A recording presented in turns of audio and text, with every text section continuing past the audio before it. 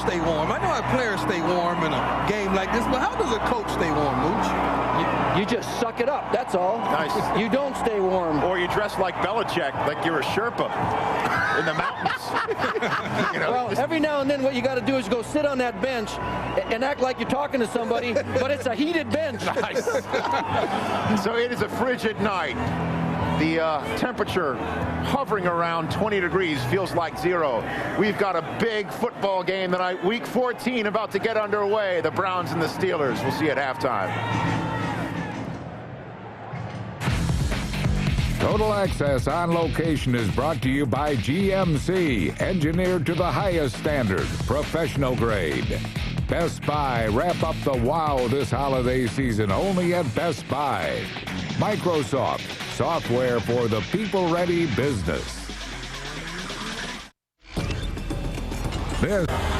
Welcome to the following presentation of the National Football League on NFL Network.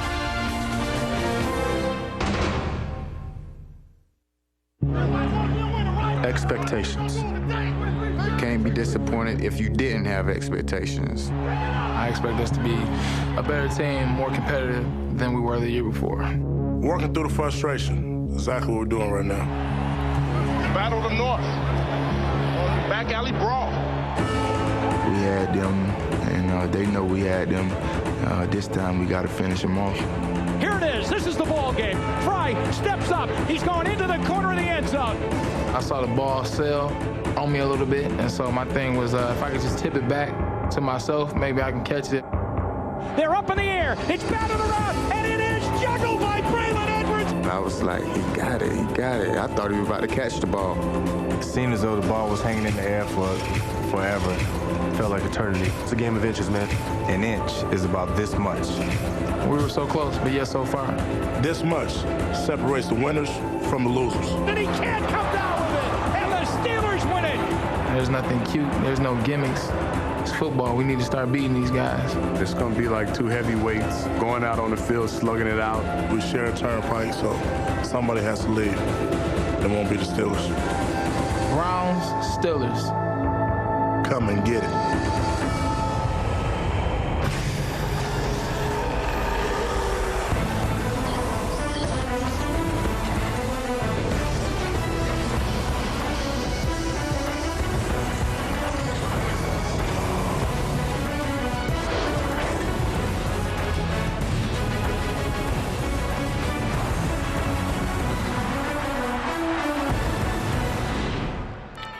On the edges of western Pennsylvania, the city of Pittsburgh is just 130 miles from Cleveland, Ohio.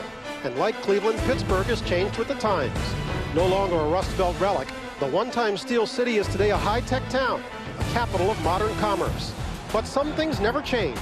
Pittsburgh's mill-tough, hard-hat image still fits at Heinz Field, where the hometown Steelers play an aggressive brand of football that has always been hard-nosed and steel-strong. Super Bowl winners just 10 months ago, the Steelers are set tonight to host their storied Ohio neighbors. The Cleveland Browns have made the short hop into cold and snowy Pittsburgh for a spirited renewal of the oldest rivalry in the AFC. And good evening. Welcome to Primetime Football on NFL Network. Freezing alongside Chris Collinsworth. I'm Brian Gumbel. What do we got? 20 degrees, about a 7-degree wind chill, 5-degree wind chill, something like that? Steeler weather, as they like to call it around here. Yeah, you got that right. Browns-Steelers, it is a storied rivalry, and of rivalries, they always say you can throw out the records when they meet. In this case, these teams would love to do just that. They certainly would, especially the Pittsburgh Steelers. You know, a season ago, everything went right. They all the way through the playoffs, the number 6 seed, all the way on to the World Championship. And as soon as the season ended, it seemed like everything started to go wrong, especially for their quarterback, Ben Roethlisberger, and this team has just been reeling ever since. But it is still a very prideful team, and they want to take on the Cleveland Browns and put them back in their place here tonight. On the other side of the field, the Browns have not done their share in this rivalry of late. They've lost the last 6, they've lost 19 of the last 22, and tonight they're going to try to do it with a first-time starter at quarterback. Derek Anderson, yeah, he's going to have his hands full out there today, because last week in the game against the Kansas City Chiefs, he came in late in the game, he played against a prevent defense, made a remarkable comeback. But tonight, the Pittsburgh Steelers are going to attack early, they're going to attack often, and so we're going to find out exactly what Derek Anderson has in store for the Steelers tonight. And by the way, we should note the number of empty. By the way, this game is being broadcast in high definition television, of course, on NFL Network. We note the number of empty seats. This is going to be a late arriving crowd. That is in part due to the fact nobody wants to sit here in the cold before the game, but also the weather conditions, the icy roads. It's going to cause a lot of people to be delayed getting here.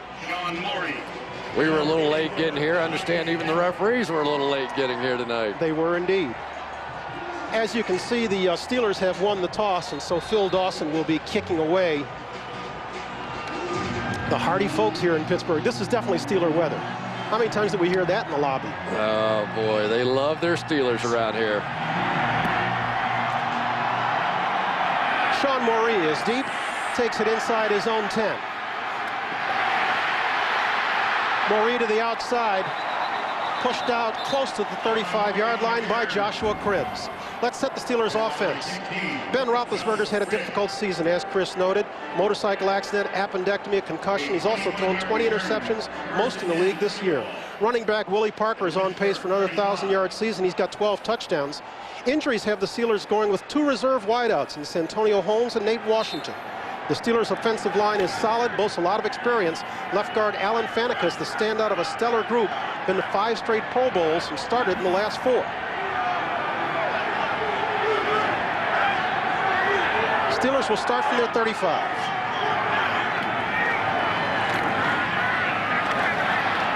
We're done. Nice job, man. This is Parker with a gain of 2. Let's set the Browns defense. It features Mount Washington in the middle. Ted is listed at 6'5", 365, probably bigger than that. The linebackers, DeQuell Jackson and Cambry Wembley, were Cleveland's top 2 draft picks this year. Both are worth watching. Andre Davis is the club's leading tackler. The Browns secondary, somewhat suspect. Lee Bodden's the best of the corners. At safety, Sean Jones has big play potential, and Rodney Poole gets a rare start. This is Parker with his 2nd carry of the night. Will leave the Steelers with about a 3rd and 3. And I thought those 2 runs by Willie Parker kind of indicative of the way that this guy runs. They talk about him, you know, he's had a great year. He's about to go over 1,000 yards and taking over. No Jerome Bettis this year. Really his first chance to be the full-time starting running back. And yet there are occasions when he sees a hole, he'll explode through it. But when there's not one, he tends to, you know, tippy-toe a little bit. Not like a Jerome Bettis, he would explode in there and get 3-4 yards. The Steelers go 4 wide. Walter Young and Sean Moree in for the first time tonight. Roethlisberger completing this one to the rookie Holmes into Cleveland territory to the 42-yard line before Sean Jones drags him down. A couple of weeks ago, we saw the Steelers against the Baltimore Ravens, and they had all kinds of protection problems.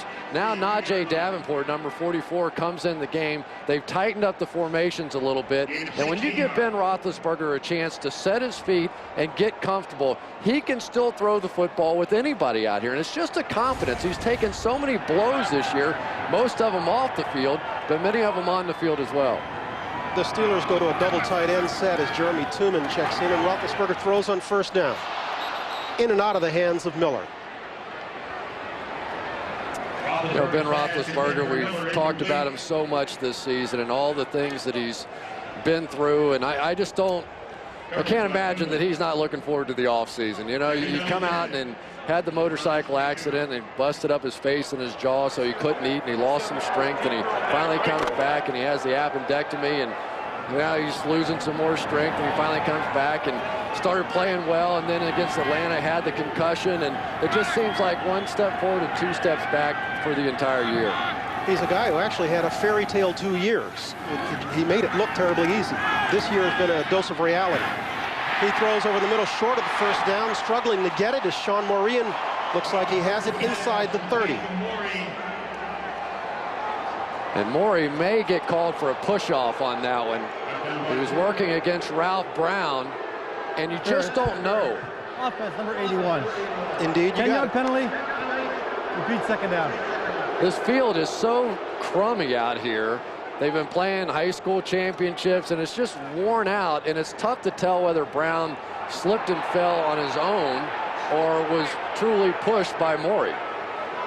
This field is in bad shape. It's not just the high schools, but the University of Pittsburgh played here too. And this field is beat up. Well, and there's not a lot of grass there in the middle. Yeah, and in days gone by with Jerome Bettis, you say, well, okay, it plays to their favor because they're playing straight ahead. But now when you have Willie Parker and there's your back, he's a little bit more of a move guy. Davenport is in for blocking purposes on a throwing down for Roethlisberger.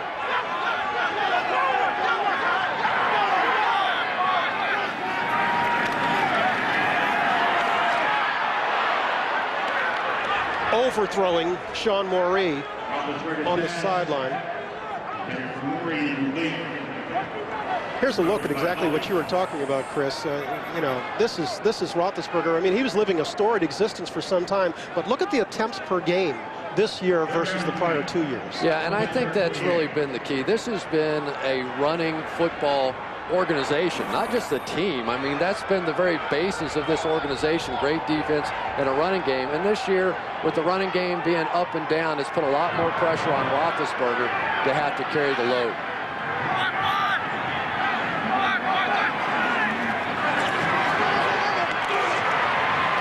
Again, looking long for Nate Washington.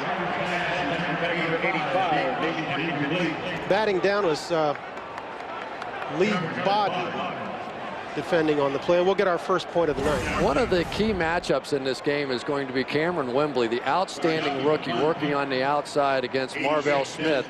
In the last game, Wembley really had a tremendous impact on the game, and yet in this one, with this kind of a field, I'm not sure that his speed's not going to be neutralized a little bit. It has been thus far watching him.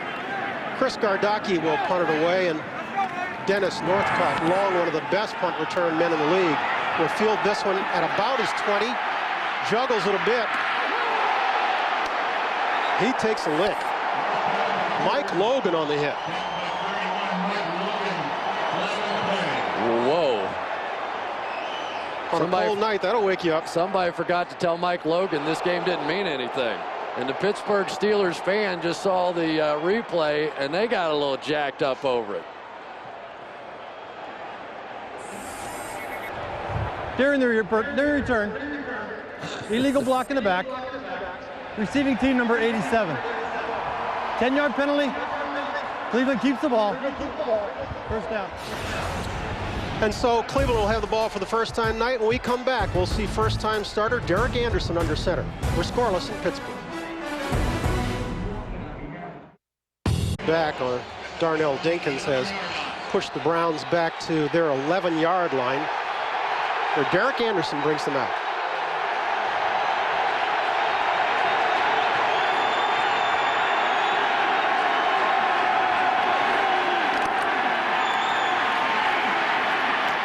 Anderson throwing over the middle to about the 27-yard line. Gives us a chance to set the starting offense for the Browns. Derek Anderson, 6'6", making his first NFL start. He's in his second year. He had never thrown a pass in the NFL until last week. 7-year veteran Reuben Drones is the workhorse of the running game. The receiving corps, headlined by wideout Braylon Edwards and tight end Kellen Winslow Jr. The 5 Browns up front are huge, but they're not very mobile. Fraley, Andruzzi, and Coleman in the middle have the most experience in the group.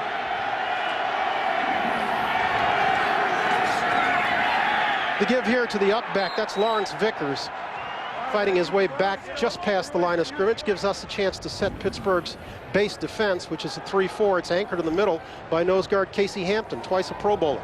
The 4 linebackers are the keys here. Porter and Hagens are the speed guys outside. Inside, Farrier and Foote are 1-2 in tackles. Behind them tonight, a group in flux. 3 reserves starting. Brian McFadden gets a start at corner. At safety, Tyrone Carter is in, as is the rookie Anthony Smith. Jason Wright now in the backfield behind Anderson.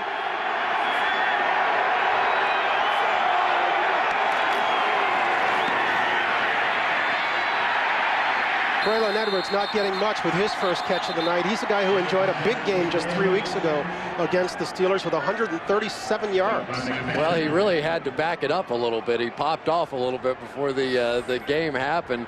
But Braylon Edwards, when you watch this kid on tape, he plays hard. He's not the fastest guy in the world, but he is a big body that catches the ball over the middle. He's not afraid, and he wants to go challenge the Pittsburgh Steelers. Does he give you enough for a third pick in an overall draft, which he was? You know, I'd like to have a little more speed if I'm going to spend that high a pick, but he's a good player. First time for Anderson in what is decidedly a throwing down. He's looking at 3rd and 5. Completes it this side. Joe Jaravicius working his way close to midfield, just into Steeler territory. How about Derek Anderson so far? You know, Joe Jaravicius, who just caught that pass last week when Anderson came in the huddle for the first time, he said, "You're playing? Oh my gosh, game's over. I'm going home." The whole huddle broke up, and it seemed to just relax Anderson, but I'm not sure he needs to have a whole lot of help. He's been sharp coming off his own goal line here tonight. He's a kid who came in last week to the Kansas City game, had never thrown a pass in the NFL. He engineered 2 touchdowns. He won the game in overtime, 12 for 21. Played well.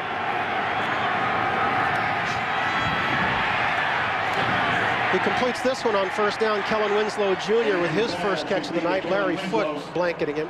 You know, and let's face it, for Romeo Crennel, he doesn't know who his quarterback's going to be. Charlie Fry's a young kid that's come in. He's had his moments. He had some good, some bad. But Romeo's fishing out there. He's going to take whoever he can get. And Derek Anderson's a big guy. I mean, he's 6'6", and when you play in Cleveland, you need big hands that can handle the ball in this kind of weather. And so far, he's shown that he can do it. 4 of 4 so far for 40 yards. Reuben Drones with his first carry of the night, struggling to try to get to the 40-yard line. It's a nice-looking cutback that time by Reuben Drones. Casey Hampton right over the center, got some good penetration. And Drones just cut back to the left in behind that wall of blockers for a good pickup on 2nd down to bring up a 3rd short. Anderson, the pride of Scappoose, Oregon. Population 5,000.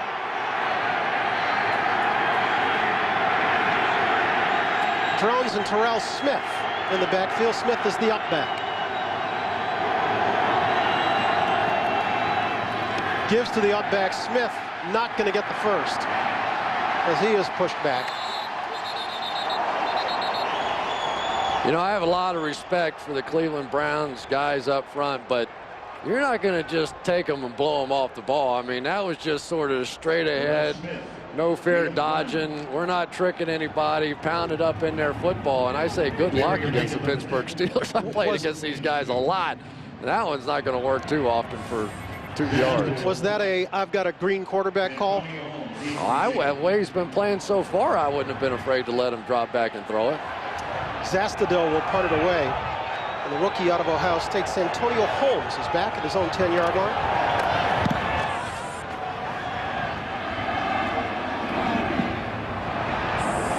This one will come to rest inside the 5, down to about the 3-yard line. Ben Roethlisberger coming back on the field for the 2nd series. His Steelers backed up on their own goal line. Halfway through the opening period here in Pittsburgh, where this crowd is still late arriving. It's something you rarely see at Heinz Field. Awful lot of empty seats here as you glance around. Yeah. You know, for the Cleveland Browns, that last drive was really impressive. They didn't get points, but Derek Anderson took them from their 10-yard line and left it on the 3-yard line of the Pittsburgh Steelers, which is exactly what you're hoping to do if you're not getting a touchdown. Steelers with double tight end. Parker will rush it inside. Remember, you can catch all the highlights every Sunday. Steve Mariucci and Deion Sanders join host Rich Eisen for highlights and analysis of every game on NFL Game Day. That's Sunday nights immediately following the NBC game.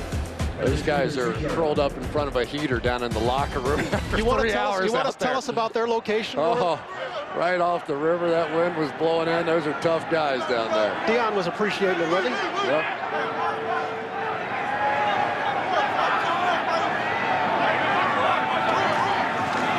Roethlisberger throwing from his own end zone. Swings it out to Dan Kreider. Close to the marker, but a tad short. Will leave the Steelers with a 3rd and short. Yeah, it's been since 1997 that the Pittsburgh Steelers have had a drive 95 yards or more. I mean, this is a grinded-out football team. You know, Bill Cowher and the bus and all the things that they've done. And yet this year, that sort of power football really hasn't been there. It's been more of the passing game with Ben Roethlisberger. And I think next year the Steelers got to look for a guy that can help them get back to that power football. And what was 3rd and 1 is going to be 3rd and... Well, We've got a timeout. Steelers get their first timeout with 6:13 left in the first of a scoreless game. This field, fans still piling in after being delayed on roads that became a bit treacherous this afternoon. Yeah, there's Willie Parker. This season, we have not seen the Steelers run the ball very much in these types of situations, less than 50% of the time, as opposed to years past. He's got his first down this time as he breaks it across the 15, following the block of Heath Miller. That time the Steelers got a nice push off on the left side. Dan Kreider working along with Marvell Smith. Also going to have Heath Miller coming in from the tight end position, throwing a block. But it's really remarkable when you looked at that stat to think about the Pittsburgh Steelers, and obviously without Jerome Bettis and all those other things, but less than 50% of the time they're running the football on 3rd and short. This is Parker finding some room on the outside. Looks like he's got another Steeler first down. You know, and that's really the best of Willie Parker right there. When he gets a chance to take it and bounce outside and use his speed, then you get the full package from Willie Parker. He's a home run hitter. You know, he's a guy that can take it the entire distance, as we saw in the Super Bowl last year. Isn't that part of his problem, though, Chris? He's always looking to hit the home run? Well, you know, it is. And you talk to the coaches and some of the players around here, is that, you know, occasionally they want him to just slam it up there and be happy with a 3-yard run or a 4-yard run to set up those 2nd and 6s, which keeps you on schedule. Parker, 5 carries for 26 yards, and that last one took him over the 1,000-yard mark for the season. Parker is the ball carrier. And if you remember back to the Super Bowl, the play you just saw was the one that Willie Parker broke for the 75-yarder.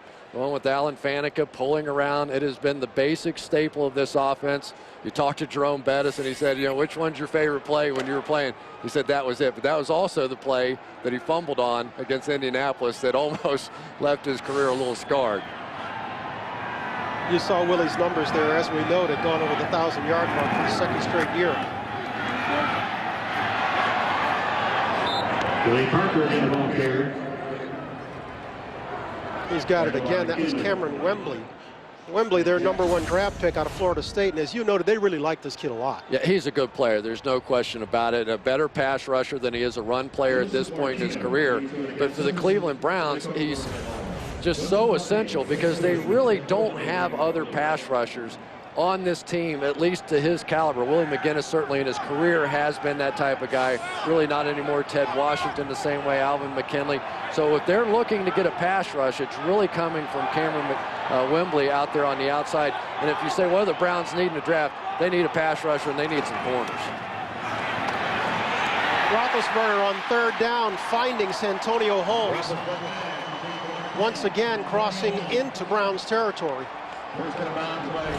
And Santonio Holmes, of course, their #1 pick out of Ohio State. Ben Roethlisberger hanging in there nicely on that throw. And they know Santonio Holmes is going to be their guy. He's still learning. He is trained as the X receiver this year behind Cedric Wilson. But when they get in those 4 wide receiver packages, he's the Z receiver. So every once he's been on brain overload a few times this year as he's tried to learn the whole package of the Steelers offense. Give Holmes 16 on that gain. 1st and 10 for Roethlisberger. He'll throw long. Looking and finding Nate Washington. Touchdown Steelers.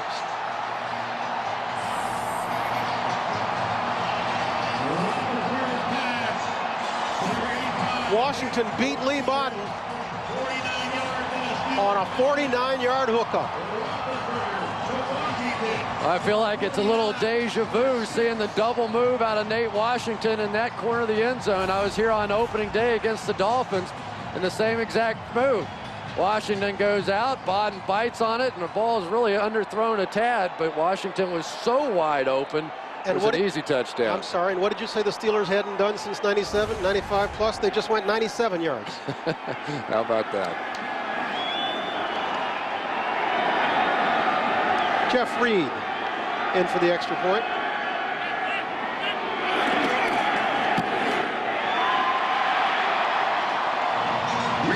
With 3:18 to go in the first period, the Steelers have struck on a bomb to Washington. They're out in front 7-0. Back at Heinz Field along with Chris Collinsworth, I'm Bryant Gumbel. There's the two getting a start tonight, Santonio Holmes and Nate Washington. Yeah, getting a chance because Hines Ward is out, and he should be back, I think, next week after the knee surgery. Cedric Wilson's out, and you lose games like you do this year, there's going to be some transition, so guys vying for positions for next year. This is Joshua Krebs, who had a 92-yard kickoff return for a touchdown in their first meeting, but he'll be dragged down inside the 25. When we come back, Derek Anderson gets his second series under center. It's trailing 7-0. Sundays, don't miss any NFL action. Log on to NFL.com and subscribe to Field Pass. You'll be able to listen to the live local radio broadcasts of all the games. Log on to NFL.com and you can hear all the action. I think those guys were within 4 feet. It's cold enough. You're going to creep down there, be a little less than 4 feet. Second drive of the night for Derek Anderson, the Browns.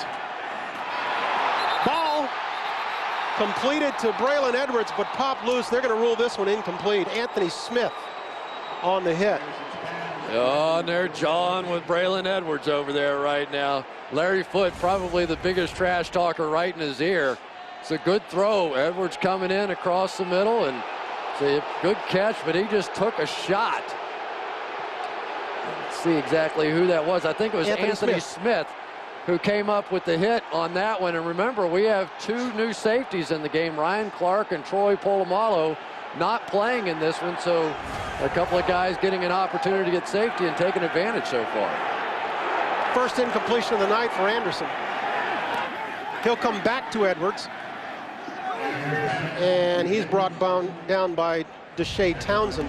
Anderson with a nice start to his evening, completing his first 4 for 40 yards and didn't seem terribly flustered. No, and he seems like he's under control. And one of the big things that's happened thus far is the Steelers have tried to blitz 2 or 3 times, and the Browns have picked it up beautifully. And so when you have a young quarterback, the number one thing you want to do is put him in a position where he feels comfortable. And right now, Anderson's feeling comfortable out there.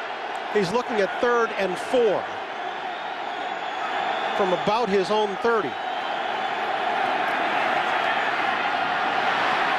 Swings it out, not getting any help from Dennis Northcutt. Boy, and that's a killer right there because Anderson made a great read on that one. They brought the blitz to that side. They had the perfect play called. Northcutt's coming around. They've got a wide receiver in that position and just drops it. There was a lot of open space out there. When teams blitz you, you have to make them pay for it. And when your quarterback makes the right read, the receiver has to make an easy catch there. Zastudil with his second punt of the night. We've got a flag back by Zastudil. This is Holmes. Up the near sideline, fighting the sideline. They called him out of bounds. And Brian, I think we're going to get a running into the kicker, and it's going to be very close for the first down. They had it listed at 3rd and 4. Well, it would be a first down. Running into the kicker. Defense number 92. 5-yard penalty results in a first down. James Harrison, the guilty party. Just caught him on the foot. And the running into the kicker is when you hit the kicking leg.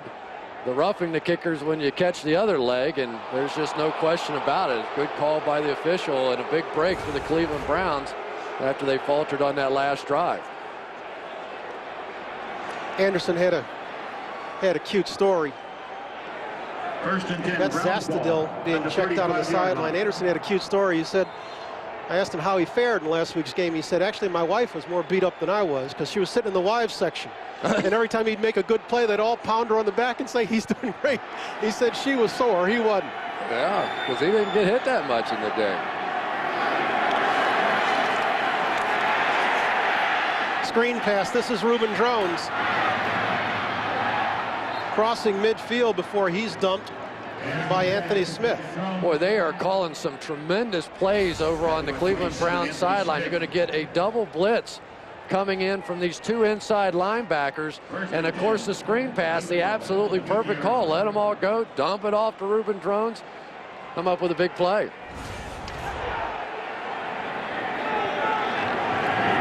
Drones is out. Jason Wright is checked in as the lone back behind Anderson.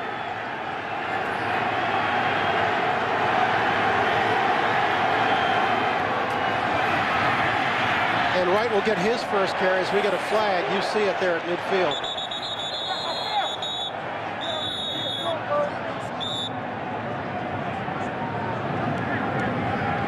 Jason Wright, the ball carrier.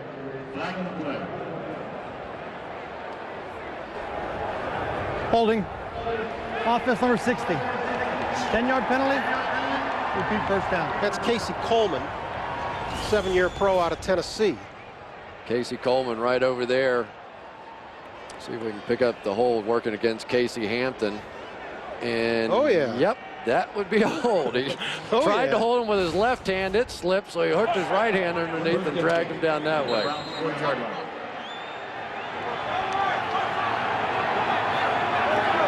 So Anderson and the Browns offense will have a 1st and 20. Terrell Smith is the up. Check that. Lawrence Vickers is the up back in front of Jason Wright.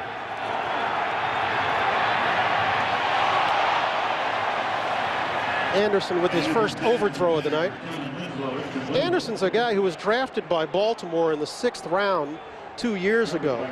Word is they tried to waive him and hoped to put him on their practice squad, but the Browns took a chance and picked him up. There's a lot of connections between the Baltimore Ravens and the Cleveland Browns and their front office people and the way they think, you know, the same sort of things. Like the Browns love those big, strong receivers, playmaking kind of guys, and so I'm sure they had their eye on Anderson just the same way Baltimore did. Drones is checked back in as the lone back behind Anderson.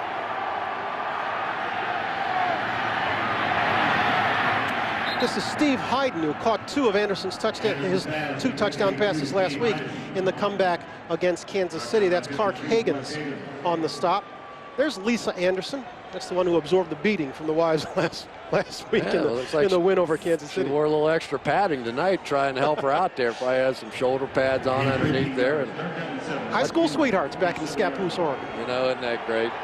And to have this opportunity, you know, you can say whatever you want, but at least if you get your chance in the NFL, it's the greatest thing in the world. Chris, I asked him that yesterday. I said, are you viewing this as your chance? He says, you know, you never know if you'll get another one, so yeah, will be the answer. He'll throw on 3rd and 7. In and out of the hands of Braylon Edwards. Bryant McFadden defending on the play.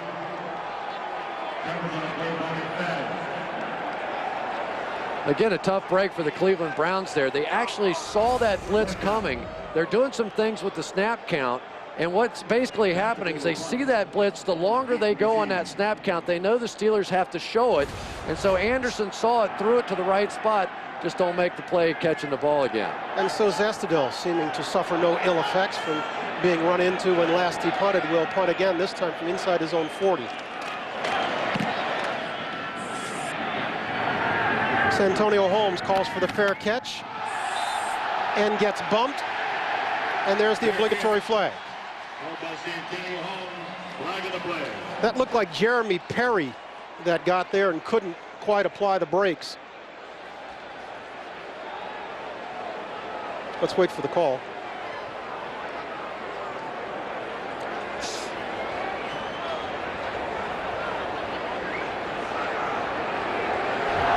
There's no foul for fair catch interference. The player was blocked into the receiver. Pittsburgh ball, first down. Once there is a block, and then you go into the receiver, they're not going to make that call. That's the reason you saw the one official throw the flag. The other officials come and huddle up, and they said, no, he was blocked into him. You pick it up at that point. This will be our last play of the first quarter. Willie Parker, the lone back. He'll get it from Roethlisberger. Stutter stepping in the hole and getting back to the line of scrimmage before Daquell Jackson, Cleveland's other great defensive rookie, makes the stop. We've reached the end of the first quarter with the Steelers leading 7-0. We're back after this. First quarter score, Steelers 7. It's been 305 days since the Steelers won the Super Bowl championship, beating the Seattle Seahawks. Back then, everything seemed so right in the Steelers' world. And yet they find themselves this evening looking at 5-7. It's so virtually no chance to it's so remarkable what they accomplished, going into Cincinnati and winning there, then going into Indy and winning there, and going into Denver, winning there, and then winning the Super Bowl. No team had ever gone on the road all those games from a 6th seed and won it. This one is dropped by Willie Parker. On the sidelines, a man who knows something about trying to defend a Super Bowl championship, Marshall Faulk. All right, Marshall, your Rams in 2000 were crowned champions. Tell us about the 2000 season, some of the difficulties you encountered. You know, it just was a tough season, and any time after you win the Super Bowl, what you find out is that the other 31 teams in the league, they watch all the film on you and decide what things made you the team that you were, and then the teams that are in your division and in your conference, they come after you with those things. What about attitudinally? Is it different? You know what? Sometimes you have some guys on your team that become complacent because that's all they want to play for, and then you lose guys because of salary cap or because of people coming to get your players. And when that happens, compounded with the injuries from the long season, it becomes a tough season. Walter Young gets his first catch of the night. And Chris, you had a good point about this. What Cowher told you, which is winning the Super Bowl didn't mean as much as he thought it did to him. Yeah, we'll get into that whole discussion a little bit later, but I'd be interested to hear Marshall's comment on this one. But he said, you know, I worked my whole life to win a Super Bowl, and then I won it, and I actually found myself more motivated when we were losing the years before than when we won it.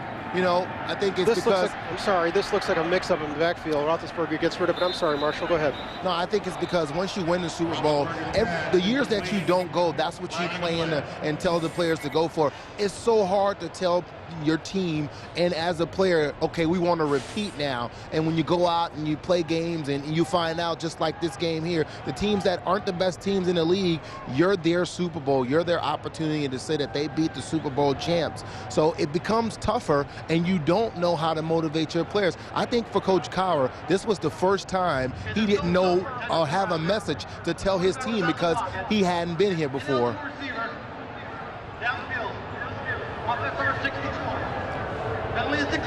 Marshall, thanks. Second down.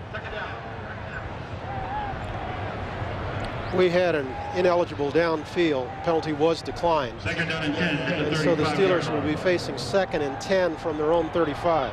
You know, it's so interesting talking about Cowher, and I asked him, I said, well, you know, why didn't, if your wife and your family is in North Carolina, why not take the NC State job down there? Because clearly they were recruiting him and going after him. And he said, if I'm going to Carolina, I'm going there to get away.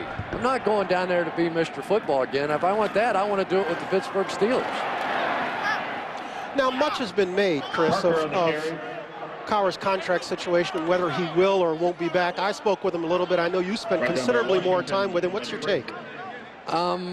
I don't think that he knows, to be perfectly honest. I think he goes back and forth quite a bit. 15 years, some people have tried to say, oh, he's trying to leverage a better contract and, you know, all these different things. He said, Chris, he said, money's not the factor. It's just I'm approaching 50, and I'm trying to decide, is this what I want to do for the rest of my life? Do I want to make a change?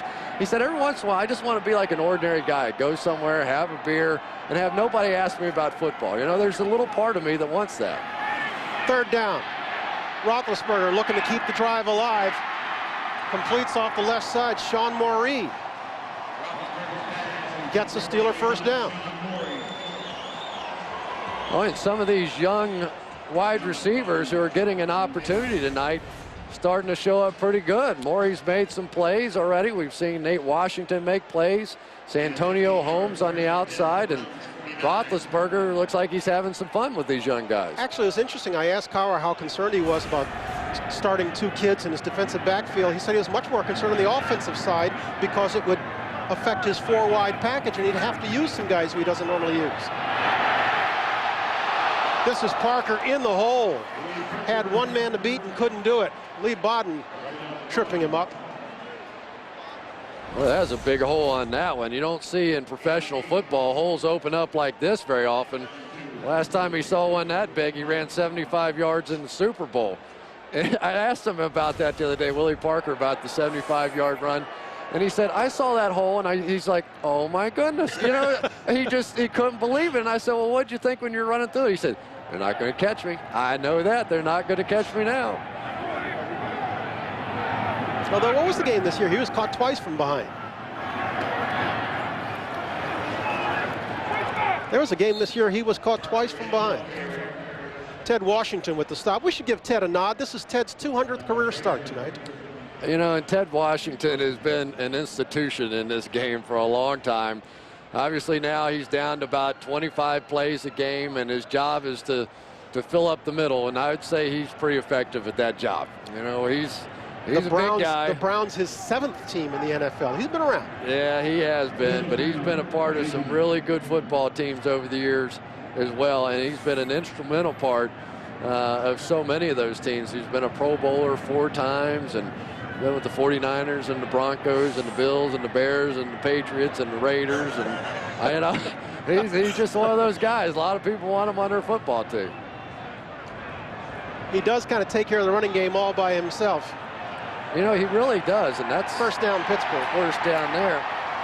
But what happens in pro football, you have the nose tackle in there, and then what you have to do to get any kind of a running play off is you have to double team the nose, try and get a little movement, and then one of the 2 offensive linemen, either the center or the guard, then has to try and go up and get the linebacker. Well, when you've got somebody as big as Ted Washington in there, obviously you have to stay on him a little longer to try to get movement, so you're slow getting to the linebacker. He's listed 365. What do you think?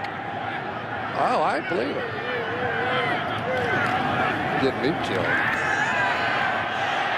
Roethlisberger looking downfield once again. Nate Washington with a big catch. This one to about the 21-yard line. You know, we should say not only has Ben Roethlisberger and the Pittsburgh Steelers having a big night throwing the ball around, but the Cleveland Browns this entire season, their issue has been in the secondary. I mean, they really thought that coming in that Dalen McCutcheon was going to be a major factor for them, Lee Bodden, all these guys, but they've had so many different injuries. Gary Baxter, another guy. They've never had the type of corner play this year that they were expecting coming into the season. And Roethlisberger throwing to the end zone, incomplete, going for Washington once again. Lee Bodden defending. Boy, I love the throw by Roethlisberger right there. He put it on the back shoulder. He saw the defender trying to jump in front of that one. Threw an absolutely perfect ball and just unable to come up with it. Watch, Ben, you're going to get a great look at this. He's going to see that right there. As the defender starts to come right in front, and Washington had that thing on the back shoulder. That should have been an easy touchdown. Roethlisberger knew it.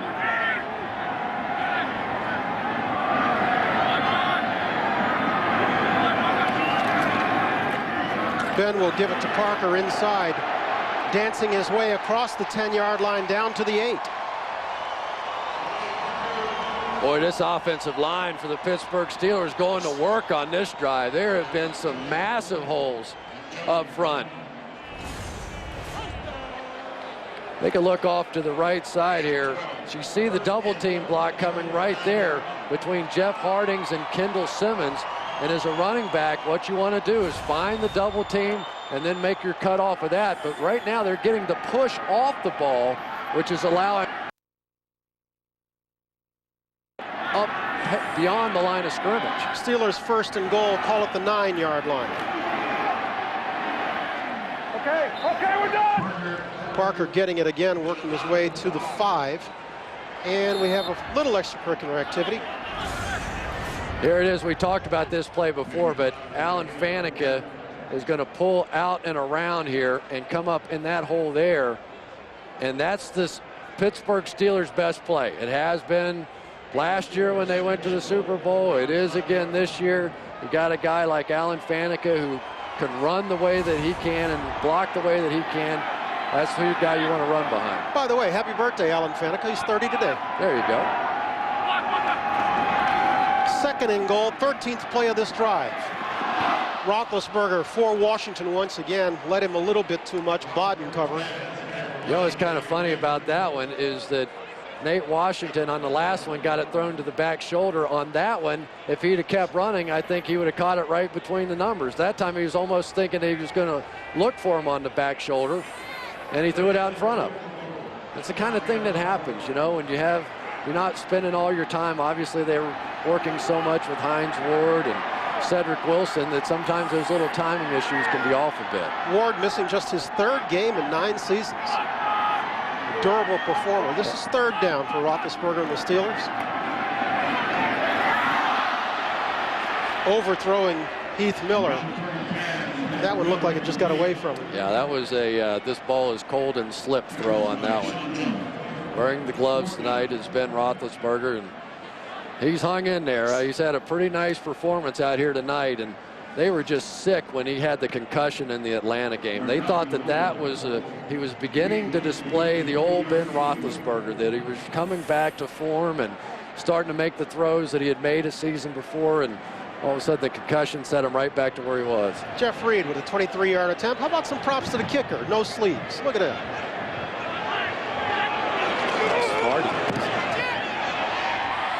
Reed is true, and he gives the Steelers a 10-point lead. We have 9:15 to go in the first half.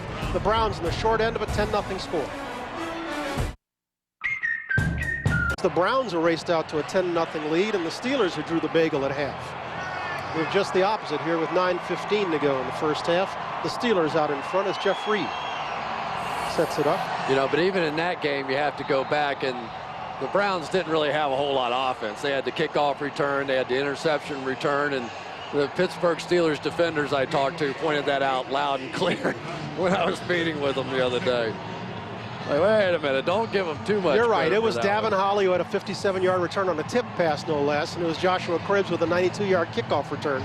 So offensively, no, they didn't get it done. Well, let's see if Joshua Cribbs could do it again. I really like that young man. He is a tough kickoff return guy, and believe me, as someone who's done this one in the past, it is not an easy chore to return those kickoffs, but you watch him. He will not hesitate. He hits it going 100 miles an hour if that ball ever stay on the tee.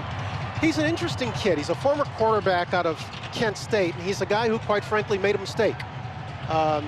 Police were called to his house, and they came in the house when he went in to get his wallet, and they found 6 one-ounce bags of marijuana. And he wound up pleading guilty to felony drug possession. It's haunted him, and it hurt his draft status. He wound up signing as a free agent. Well, he's making up for lost time. He just got a new contract, so making a comeback.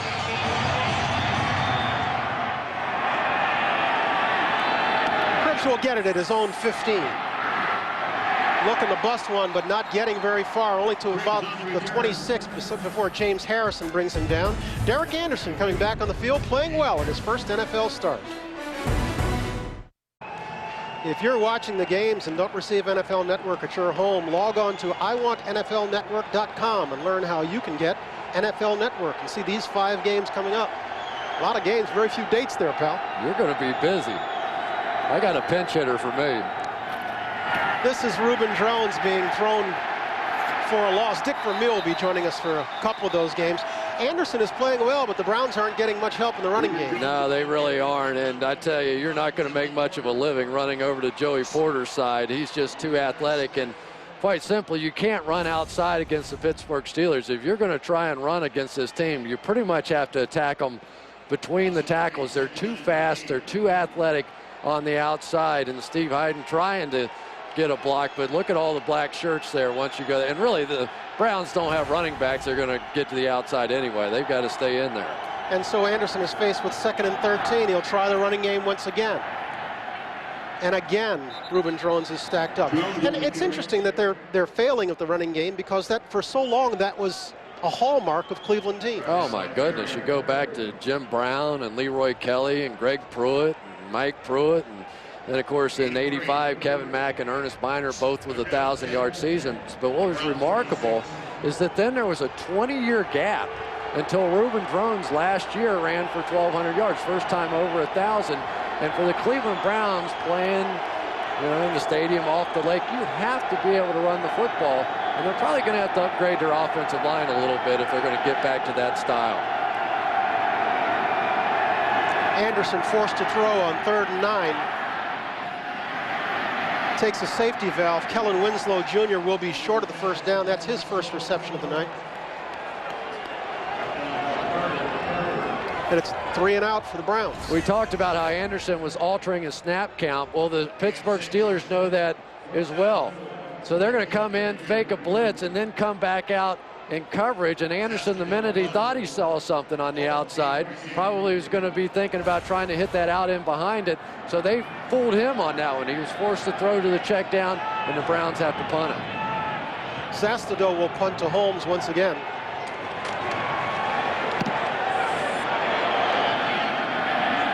Holmes will field this one backed up to his own 20.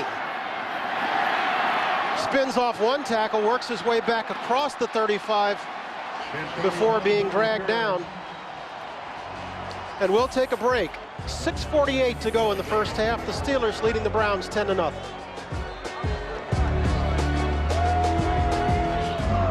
They're playing Al Roker on a Thursday night in Pittsburgh, stating the obvious, it is cold. Mike Logan right behind him. He said, "You're right, but you still got to go to work." That's the truth too.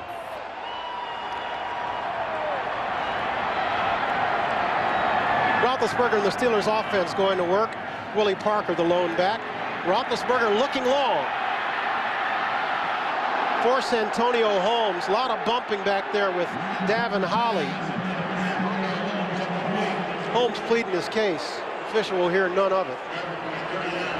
Boy, if you had any question about Roethlisberger's arm strength, he threw that one about 65 yards down the field, and really it was a great throw. Santonio Holmes, for some reason, misjudged it. I guess Holly was dragging on his back a little bit, but you could see that Holmes really was slowing up. Maybe he lost in the lights, you just don't know, but didn't look like he saw it. I thought Roethlisberger put that one right on the money. This is Parker. Lot of running room. Ball comes loose. Browns have it. Preliminary indication Browns have it. Indeed they do.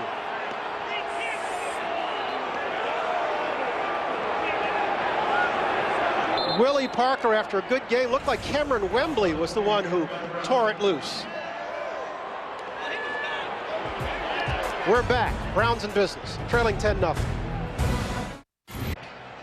Andre Davis was coming on a blitz, and Alan Faneca is not only going to take him out, but get up to the second level to get another block, and that's why Willie Parker had such a huge hole to run through. You just have to hold on to the football. The Browns have a chance to get in a game that looked like was slipping away from them. Let me check myself. Following a 20-yard gain, it was Lee Bodden who stripped the ball, and Cameron Wembley came up with the recovery. Anderson, with his best starting field position of the night, tries to swing it out to Jason Wright, but the completion eludes him. There's no question that for the Pittsburgh Steelers, the big story this season has been the turnover differential, and they have thrown the ball more than they would like. They don't have the power running game, and defensively, they've been impacted by it as well because they've created a lot of short fields for the opponent. And so the defense now has to defend this little short field instead of the entire length of the field. And what Joey Porter tell you, he thinks the defense played pretty well this year. Yeah. Anderson finding Steve Hayden, his backup tight end. James Farrier bringing him down. We're talking about that turnover differential, and you hear it over and over again. If you can't protect the ball, you can't win, and that graphic pretty much tells the story. Yeah, look at the list of teams. None of them doing too well. We like to call those our Vermillion stats. Dick Vermeil, who you'll get a chance to hear on a broadcast coming up soon, boy, he really believes in that one. Those turnovers make a huge difference, and Romeo Crennel knows it as well. So his second-year quarterback is faced with a 3rd and 2 from the 44. Derek Anderson has Jason Wright as his lone back. He gets it himself. Ball comes loose. The official indicating that he was down.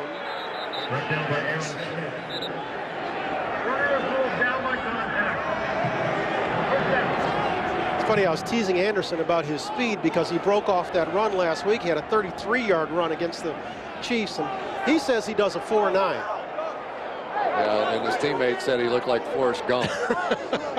Run, Forrest, run. See whether or not he's down. If the knee is down, oh, that ball came out, and so now it is a live ball And if the Pittsburgh Steelers challenge this play, and they have. That's Aaron Smith getting a hand in there. They are going to be able to recover the football. That's the whole new rule this year. It used to be that the whistle blew, the play was over, but you could see Aaron Smith come in there and get his hands Pittsburgh on is it. challenging the ruling on the field. The runner's down by contact. He'll go under the hood. We'll come back and get the decision when we come back to Pittsburgh right after this. Bill Vinovich is still under the hood. And here's a look at the play again. And this year, even though down by contact, you can challenge the rule. Right, and there's no question the ball's out before the knee's out. But there's a secondary phase of this. There has to be clear evidence that the recovery was made by the opposing team. And here Aaron Smith has the ball. There's, in my opinion, Derek Anderson has his hand in there. I don't think that constitutes a recovery on his part. But that's going to be the only question here. The ball clearly out, and whether or not conclusive evidence is there that Aaron Smith made the recovery. There was a play a few weeks ago where there was no doubt that the ball was out and the recovery was made. I think it was one of the Jets players got up and carried the ball to the sideline and said, here you go. But on videotape, you couldn't see it because they're all in a big pile. So they said, no, it didn't count. So that's the only issue on this one. Now, he's supposed to be limited in his time under there, but he's already gone over his allotted. Well, and what is probably happening here is they're trying to spot the ball. You know, figure out exactly where the recovery was made and where the spot of it is. And, but to your mind, this is clearly a recovery Pittsburgh, huh? Oh, I don't know clearly anything anymore, but it looks to me like if I had to make a judgment, I'd say Aaron Smith had the ball and not Derek Anderson. The quarterback did fumble the ball. Clear recovery by Pittsburgh. First down. Great play by Aaron Smith. Yeah, it really was. And Derek Anderson's lucky he didn't get his arm broken in there when Aaron Smith had a chance to recover that thing. No way he's giving it up. So the Cleveland Browns have an opportunity, get the big turnover, and then give it right back. And there's a player I really like in the NFL, Aaron Smith, that one right there. He is something else, a guy that takes no credit whatsoever for anything, just day in and day out, grinds away at his profession, and has been a really, really good one for a long time. Good field position for Roethlisberger and the Steelers offense, which has had no problems moving the ball tonight. Willie Parker into the secondary inside the 25-yard line before Lee Bodden drags him down. Well, we told you this was their favorite play. Here comes Faneca right through here again. There you go. You get the double team. You get Faneca kicking out, and Willie Parker, if he believes in anything, he believes in that play. Look at the size of that crack. I mean, it was just barely wide enough for him to squeeze his body through there, and he hit it full speed. Nice run, too. 26-yard pickup. Parker having a good night. 15 carries, 106 yards in the first half. He'll get a 16th carry. Now, I'm gonna dog my buddy, but you think that the bus could have put his body through that hole? Maybe a thigh? Yeah, maybe, I don't know. 4:45 to go in the first half. Don't forget, the Wendy's halftime show is coming up. Rich Eisen, Steve Mariucci, Deion Sanders, and Marshall Falk will have first half highlights and analysis and a look ahead to Sunday's action. 2nd and 6. You don't think Bus would have fit through there, Oh, huh? absolutely.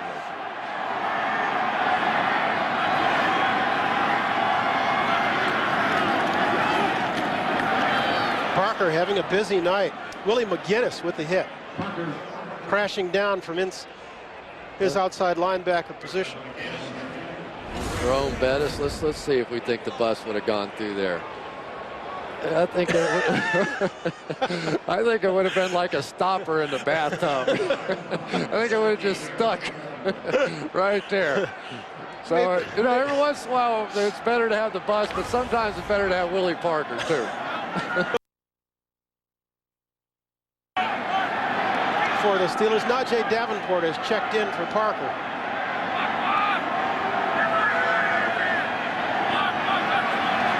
Just beats the play clock. Roethlisberger this side in and out of the hands of Santonio Holmes. Such a timing play, and it takes years and years and years. Hines Ward, that probably would have been a touchdown right there, and not because he's a better athlete or a better player or any of those things. He just has the experience with Ben Roethlisberger to know where Ben's going to throw it and when to stop and turn around. It's just man coverage, and Ben knows it. It's not that it was a bad throw. It wasn't a bad route. It's just the timing issue between two guys that haven't worked together that much. This will be a 35-yard attempt for Reed. He's already kicked one tonight successfully from 23 yards. This one's blocked.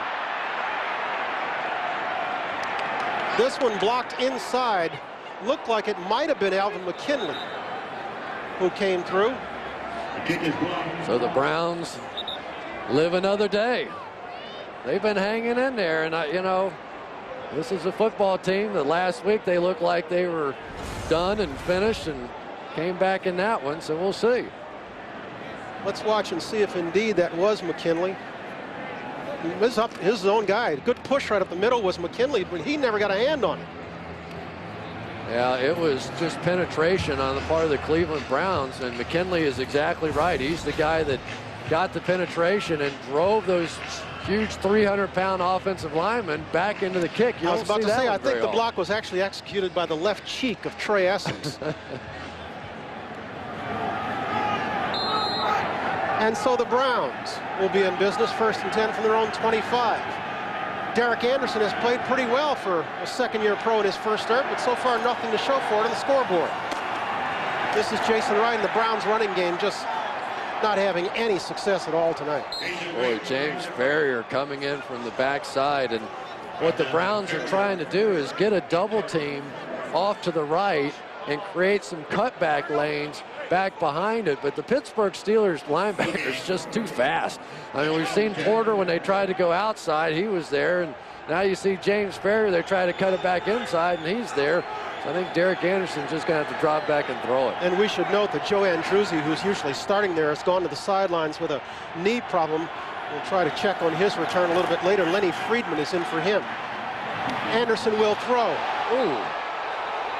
Darnell Dinkins, ball behind him, in and out as he takes a lick from Anthony Smith.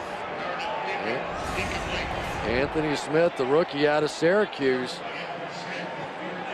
is going to do what, oh my goodness, is what Steelers safeties have been doing for a long time. I played, 8 times in this, not this stadium, but in Pittsburgh over the years.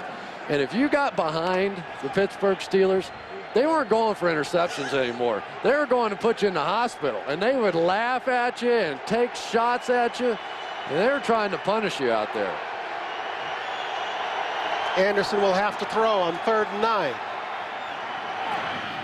Man. In and out of the hands of Dennis Northcutt. Derek Anderson's making some pretty nice throws out here, and he's just not getting a lot of help from his receivers. That's 2 drops of Northcutt. Edwards has had a couple in and out of his hands. Yeah, and it's cold, and I understand that, and it's a tough catch, but maybe on that one you can lay out and dive and catch it and drag your feet. You need to make some plays for a young quarterback. So far, Anderson not getting a lot of help. And so Zestadil will punt it away, and Santonio Holmes once again will have a chance to field this one just beyond his own 30. He'll get maybe 4 yards before he's dragged down. NFL Network re-airs, don't forget, the 4 best games from the weekend, adding coach and player commentary. Watch NFL Replay Tuesdays and Wednesdays. That's 2 games per night, only on NFL Network. Well, I sit in there with NBC every week, and all 11 games are on at the same time, and you're thinking, all right, I get a chance to watch all the games. If you watch 2, you're doing pretty well. I mean, it's not easy, so the NFL Replay in the middle of the week is a great way to catch up on some that you missed. Roethlisberger will bring the Steelers up with time for maybe 1 play before we hit the 2-minute warning of the first half. He'll start from his own 35. Najee Davenport is loaned back to his right. Davenport with his first carry of the evening. Ball comes loose. Steelers would seem to be on top of it. Andre Davis appeared to be the linebacker who stripped Davenport. Steelers with the recovery. We've reached the 2-minute warning at Pittsburgh at Heinz Field. The Steelers out in front 10-0 on a cold and snowy night in Pittsburgh.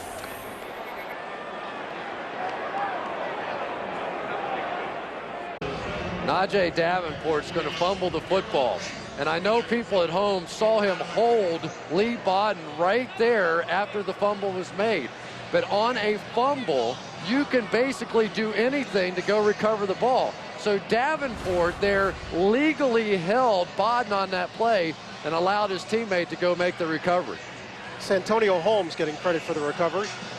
Good hustle all the way around, and it's a good job knowing the rules. You know, a lot of people think that, oh, there's a fumble and you can't hold, but you can. It's one of the few times it's legal to hold. For a wideout, it's always legal to hold, though. That was my rule. You're just like, you know, it's legal. What the heck? I'm smaller than the rest of those guys. That counts. It's legal. Thus the term no holds barred. There you go. Willie Parker is checked back in after Davenport's fumble. And we're inside the 2-minute warning. The Steelers still clinging to a 10-0 lead.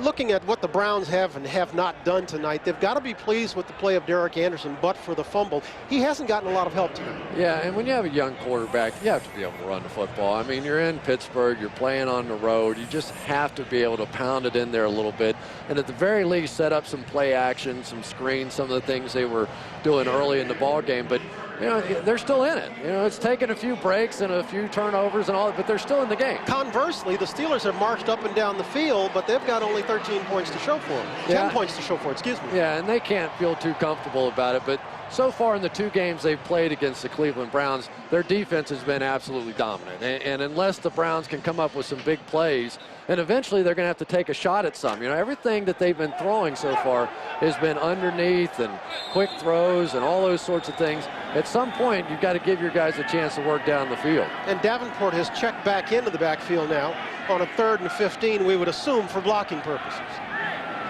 Yeah, they're probably not going to give it to him again. You think? Oh, yes, they did. Hey. Shows what we know. Najee fighting towards the first down marker. He'll come up about 2 yards short of it. Oh, Bill Cowher's softened in his old age. I'm not so sure that 14 years ago he would have turned around and given it to him again. Of course, playing Pittsburgh Steeler football there, not wanting to take a chance on a turnover right before the half, willing to punt the football away and let his defense work this lead. This is the way the Steelers play. They get up on you early. They're explosive. They do some wide open plays on offense. We saw the double move to Nate Washington. And then they just, as they call it here, take the air out of the ball. You know, they're going to run it, run the clock, let their defense make plays, and win this thing 17-3, something like that. About like what they did last week against Tampa. And so Chris Gardocki will punt from just inside his own 30. Dennis Northcutt, who has had some problems hanging on to the passes tonight, nonetheless is 4th in the NFL in punt return average. He's a threat back there. He'll get a chance to return this one as he feels it at his 24, but can't get back to the 30 for James Harrison. Once again with a special team stop, we have a flag on the field.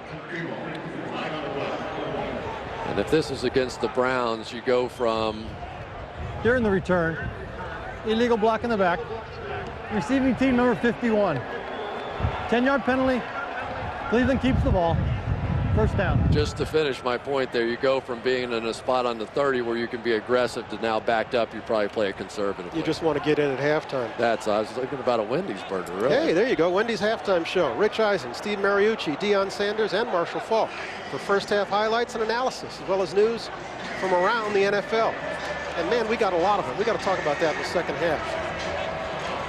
Look at these guys, they're getting jacked up. They love it. They getting jacked up or they getting warm?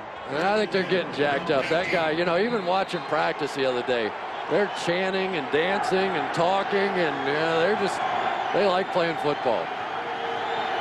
The Browns go 4 wide for the first time tonight as they empty the backfield.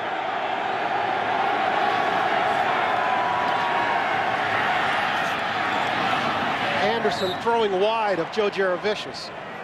Stops the clock with 1:33 to go in the first half. We saw Brian McFadden defending on that play.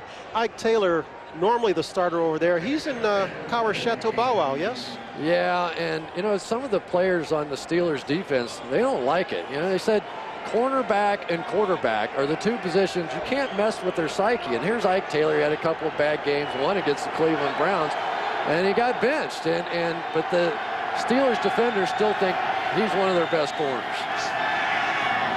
Anderson trying the other sideline, throwing low and completing to Dennis Against Ike Taylor. Against Ike Taylor. Yeah, and Taylor's a guy who they gave a lot of money to in, what, a 5-year deal? Yeah, he got a new contract. He played well, kind of made his money by playing Chad Johnson. You know, Chad Johnson was a guy that had been giving him a lot of problems, and he had a couple good days, and they gave him a big contract. He completes to Winslow, but he's dropped before he can get out of bounds or get to the first down marker. Clark Hagan's there. We've moved inside a minute in the first half. Yeah, and Winslow's a guy that's going to have to be involved. If you're going to play this ball control passing game, you have to keep feeding him.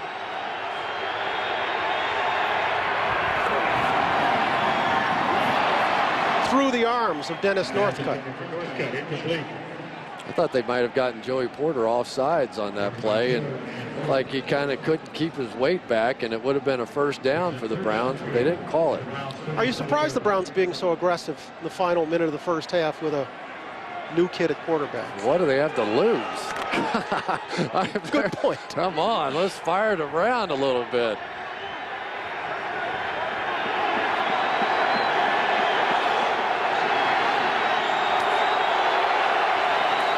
Anderson looks to continue the drive.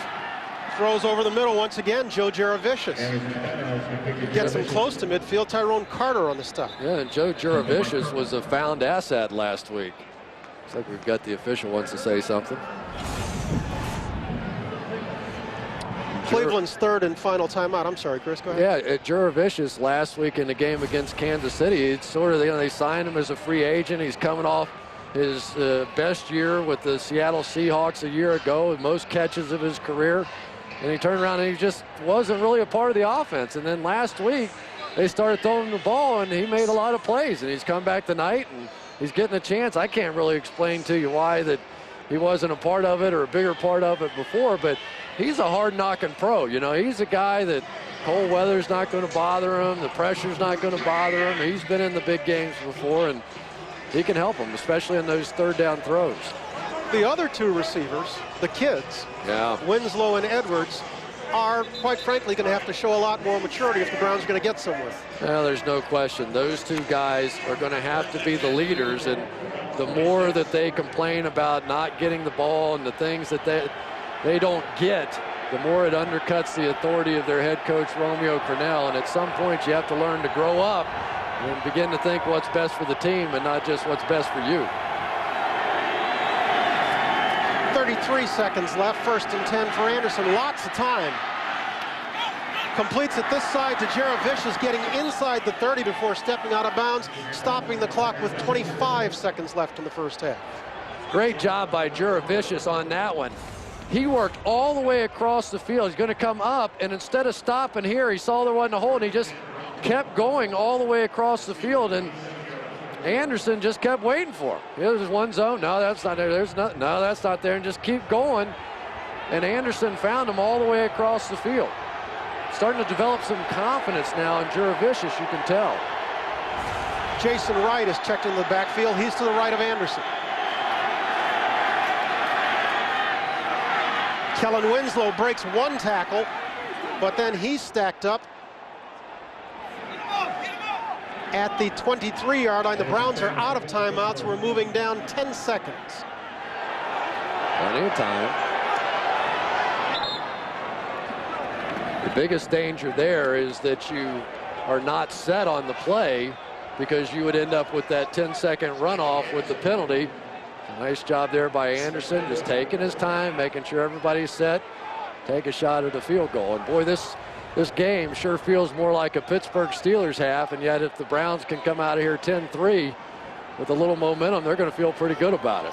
Phil Dawson will attempt a 40-yard field goal. Remember, he hit the game winner last week as the Chiefs fell to the Browns in overtime, 31-28. Dawson hooks this one wide, no good. Romeo Cornell can only wonder what he's got to do. This has to be one of the toughest stadiums in which to kick there is in the league. You just see so many field goal kickers. You have the bad turf, you have the wind blowing in off the river, and field goal kickers hate this place. They just hate it. Dawson was a guy up until that kick was 8 for 8 from 30 to 40 yards. Make it 8 for 9. Yeah, he hasn't had to play here yet this year. It's so strange because the stadium is sort of enclosed on one end and has two openings on the other. And so you really get this swirling wind that comes through here. And no matter what the flags on top of the goalpost tell you, a lot of times it's blowing the other way. And the Steelers will take a kneel down to bring us to the close of the first half. A half dominated by the Steelers on everything but the scoreboard. It's 10-0 as we head to break. Steelers over the Browns.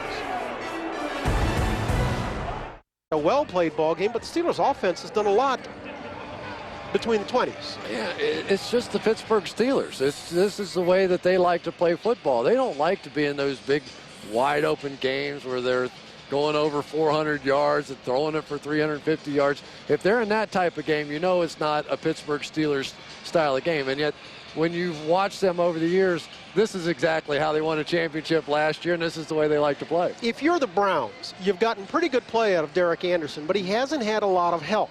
What do you do in the second half? What can you do? I let him keep throwing it. I mean, the best thing that they've been doing is letting him just drop back and throw the football. On a cold night like this, on a bad field, it really impacts the pass rushers, and we've seen really not much of a pass rush from either team tonight. So just let them drop back and do what they did in that last drive. They've been moving the ball a little bit, throwing. And it should be noted, Anderson has played pretty well. He's thrown the ball very well, but he had a couple of drops from Dennis Northcutt. He had a couple of from Braylon Edwards, who had one jarred loose. He managed to hook up with Jaravicius a couple of times, but he hasn't had much of a running game. No running game to speak of. Yeah, he looks better than Jay Cutler did the other night. So what the heck, man? That's not saying a lot. Keep throwing it out there. But, you know, late in the year, you've got to find quarterbacks that can play in these kinds of conditions, because this is when championships are won and lost, especially when you're talking about the AFC North. But I have to say that so far I've been kind of impressed with them. Again, this game being brought to you in HD. You talk about this is a time when games are won and lost, also a time when jobs are being won and lost. And Romeo Cornell, the hounds have been barking a little bit in Cleveland. He's in his second year, and we asked Romeo, does he hear him? He said, yes, he hears him. I asked him if he thinks he's playing for his job. He said he wouldn't put it that way, but he's sure that the final 4 games would have an impact on the decision. If it does, then they've just lost their minds in Cleveland. There's just no way that you can expect a head coach to put together his personnel to run his system and get them coached up in a 2-year period of time. It just doesn't happen. One of the reasons the Steelers have been so good for so long is they've had 2 coaches over a long period of time. Reed will kick it away. The up man is Lawrence Vickers. He'll take it and works his way back across the 40 to the 43-yard line. And here's what we were talking about with the Browns' history. And you can see that they had things pretty much their way for a long time when they came over from the American Football Conference with Paul Brown. But since '72, they have fallen on hard times by the lake. Yeah, they had some good teams in there. I played during the decade of the 80s, and Marty Schottenheimer and Mack and Biner and Ozzie and some of those guys, Bernie Kosar, they were pretty good. And for Dixon and Frank Benefield, about as good a corners as I ever played against. So young Derek Anderson still trying to put points on the board. We'll have 1st and 10 from his 42. And he'll throw on 1st down, pumps left, throws out here for Steve Heidt, but through his hands. Good job in the secondary that time by the Pittsburgh Steelers. They tried to go to what's called a sluggo, or a slant and go, on the first play, and the Steelers didn't bite at all on that one. And so Anderson did the smart thing, pulled it down, and tried to hit one in the flat.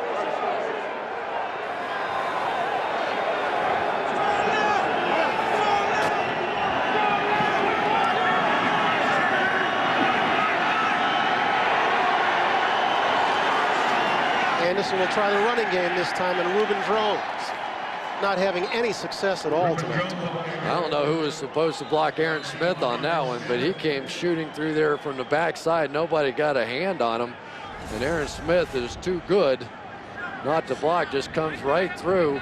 It looked like Kelly Butler was the one that was trying to get him, and that's one of the points of controversy around the league. A lot of tackles in that situation would cut the back of the knees in the clip zone there, and defensive linemen go crazy, but it is legal. And it's one of the things that they just absolutely have been fighting for years. Jumping on the right side as Joey Porter completes this one to Jaravicius. We've got a flag, but it looks like this one's going to go against Pittsburgh. Yeah, and then we had something going on in the secondary, so 2 different fouls here.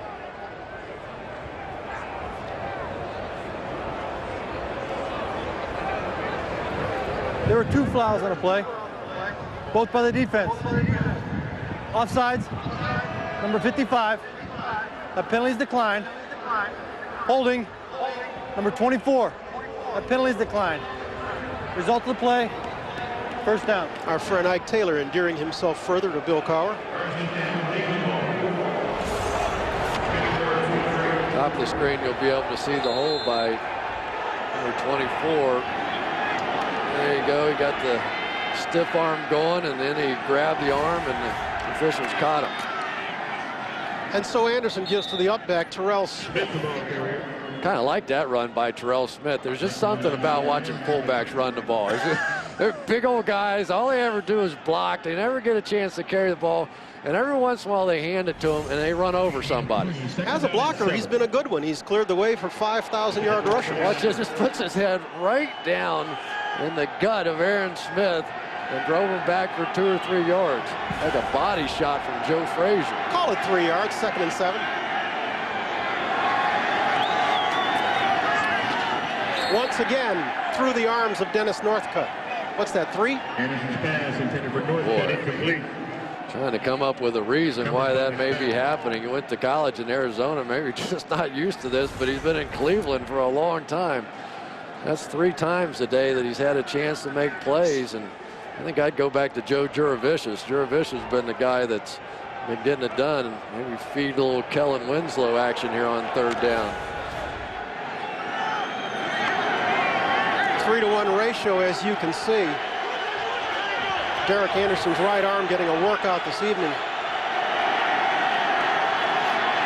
He'll throw again. He'll try to scramble out of trouble. Flips it this side for Jason Wright. But that one didn't have much of a chance. Yeah, I think what they're trying to do there, Brian, they're trying to go to the shovel pass that worked so well last week, coming across over to this side. And he looked at it, and then he was going to throw over that or a little screen back over there, but the Steelers read it, and then he did. I don't know what that was. That was ugly. That's what that was. You got a name for that one? I didn't have a name for that one. Romeo Cornell's wondering what the name of that one was, too. Zastadel with his first punt of the half. Going for the near corner, Santonio Holmes, waving for the fair catch, and he'll take it straight out of bounds at the 9-yard line. And so the Steelers will come back out with their first possession of the second half. Willie Parker having a good night. We've reached 10 o'clock here in Pittsburgh, and while we were away, Romeo Cornell kind of explaining the facts of life to Dennis Northcutt there on the sidelines. You've been part of those conversations. What are they like? Oh, yeah. Usually coaches don't have very good breath. Parker with a first carry of the second half, picking up a first down before he's in the arms of Cameron Wembley.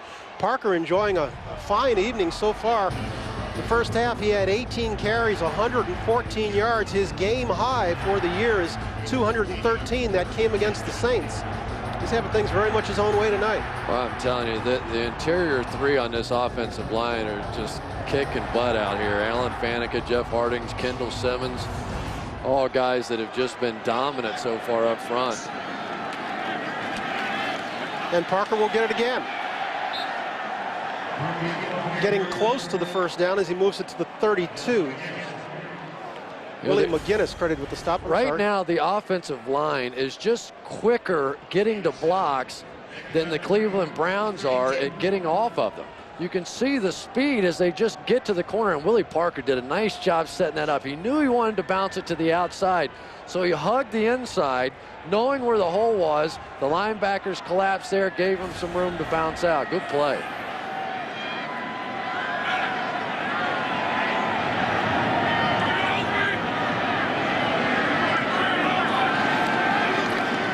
Parker again. Slips it outside.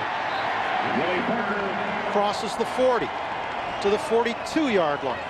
That time it was Heath Miller that came up with a great block on the outside. Heath Miller is probably, if not the best, one of the best blocking tight ends in the league. That time working against Alvin McKinley. And you saw Willie Parker with a little delay, again setting it up inside. If you want to run outside, and it sounds stupid, and the hole's outside, you got to go inside. And then bounce it to the outside so they don't know where you're going. Doesn't sound stupid. No. It's pretty logical. They're wearing Parker out. Andre Davis stops him as he works his way back to the line of scrimmage. Maybe a loss of 1. Is that a strange looking play? That was a little bizarre. I don't know if he didn't get the handoff right or didn't know that what was going on that one. But looked like it was slow motion. Yeah, there's something strange going on with that one. No gain. Second down and 10. For the Cleveland Browns, they needed something strange because they've been getting gouged on a regular basis. I'll tell you one thing, Pittsburgh Steelers not going to quit running it until you make them do something else. Parker again trying that right side. And we should notice they try that right side time and again. That Simon Frazier is getting a start where Orpheus Roy normally plays. Roy has a bum knee, and so he is inactive tonight. Yeah, that time Ted Washington gave running back a bum knee. Ted Washington, every once in a while. You know, he's not real good on that whole change of direction thing anymore, but when he can run in a straight line and plow right through you, and the running back happens to be running that way, it's over. Big man. That's a long way to run around somebody like that. 3rd and 7 for the Steelers.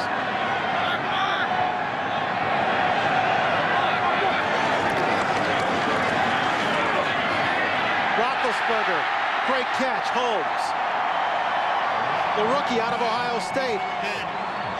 The only wide receiver picked in the first round of the recent draft, snaring that one. This is a blitz that the Baltimore Ravens gave him nightmares with the other night. Coming with the cross here, but you see 2 guys in the block now. Heath Miller, the tight end back there with Najee Davenport.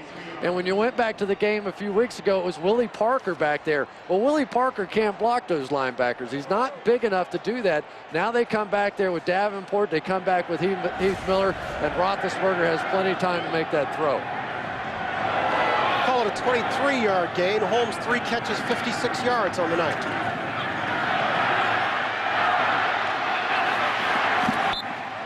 Parker again bouncing it outside.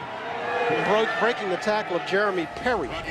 Yeah, let's go back a couple of weeks now against the Baltimore Ravens, and this was what was going on. They're blitzing heavy from all different sides. Roethlisberger said that's the hardest hit he's ever taken. Ouch. There's Willie Parker again trying to pick up Adalius Thomas on the outside. That didn't work.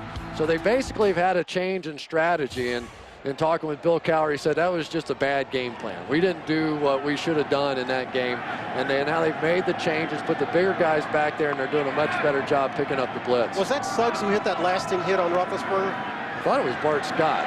Okay, it was Scott. I'm sorry. Roethlisberger being flushed out to the sidelines. He'll step out. Roethlisberger. That time, Ben Roethlisberger was trying to tell Santonio Holmes, go deep. He came up, and Roethlisberger waved him deep. You're going to see now on a scramble drill. This is the old Bill Walsh stuff. Here you are. Now you're there, and then you're going to come back to the quarterback. But then he waved him deep, and if he had gone deep a little bit earlier, he would have been behind Sean Jones and scored a touchdown.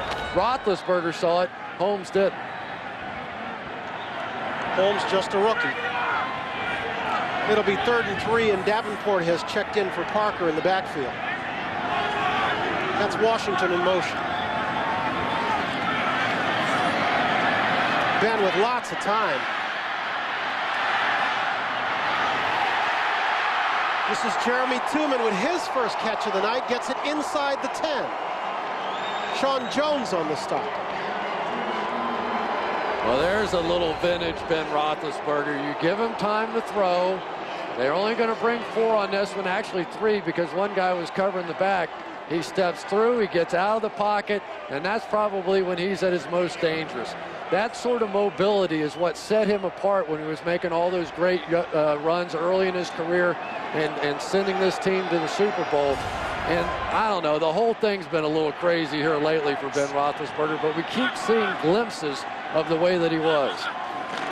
It's left the Steelers first and goal from the 7, and Parker once again trying the right side, getting inside the 5 to the 4-yard line. And Willie Parker this year has had more of the short touchdown runs than what he had a season ago. He was always the home run hitter. He was the guy that if you had, you know, a long touchdown run, it was Willie Parker. But now without Jerome Bettis here, it's a completely different thing. You look at his statistics, he averaged like 35 yards a touchdown or whatever a year ago. There you go, 35 yards. And this year, about 4 yards per touchdown because he's now in those goal line packages. Another long drive for the Steelers. This one started at their own 9-yard line. They're now at Cleveland's 4. Parker. Sean Jones and Lee Bodden coming up from the secondary. Now, I have to say that we said before that Willie Parker had an advantage and the bus couldn't have gotten through that hole. If the bus was running the ball there, that would have been a touchdown. Point, counterpoint. Yeah, he would have taken the tacklers and crammed them all right back into the end zone. And so that's really, if they've been lacking a little something this year, they don't have that one guy that can do all of it. And it was nice when the bus was there as a complimentary player to Willie Parker, who was really the starter and the star a season ago. 3rd and 2, and Parker's going to the sidelines. Davenport has checked in. Roethlisberger bootlegging left into the end zone. Touchdown, Steelers.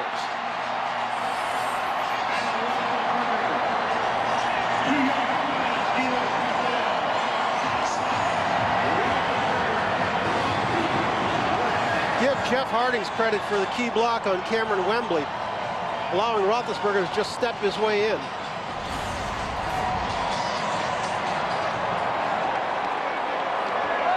Ben Roethlisberger on the naked bootleg, and it was Jeff Harding that got the peel back block on the outside against Cameron Wembley, who never saw it coming. That's one of those they'll enjoy in the films tomorrow. Jeff Reed on for the extra point.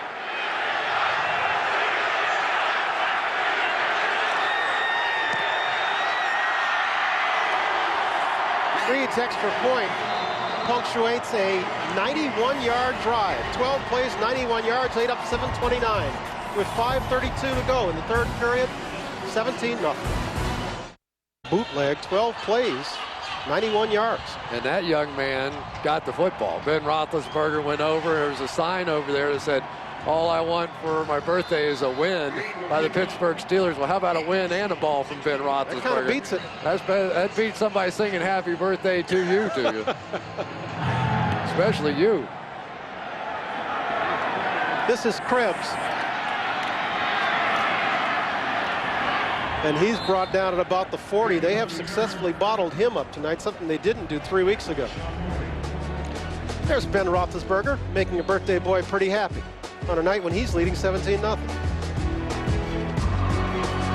On from the sidelines, he is the emergency quarterback tonight, having started all the Browns games this year, as Derek Anderson gets his shot. And Anderson playing pretty well. 163 yards he's thrown for tonight in his first NFL start. This one in and out of the hands of Terrell Smith. As the Browns find themselves in the short end of a 17-0 score, it's worth noting that last week Anderson came in when they were 2 scores down. He completed 2 touchdown passes to tight end Steve Hyden as he led them back against the Chiefs. And this was the key play to keep the drive alive in overtime. Anderson refusing to go out of bounds. A 33-yard run up the right sideline.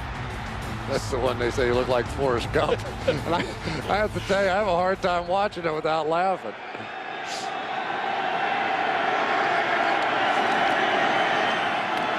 He'll give this time for Reuben Drones, and Reuben Jones.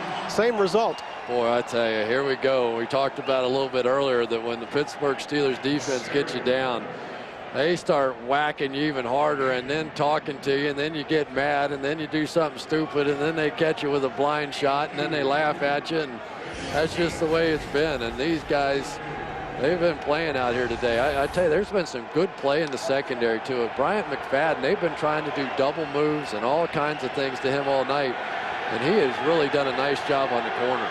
It's worth noting once again that the Steelers are missing their 2 starting safeties tonight, especially Troy Polamalu.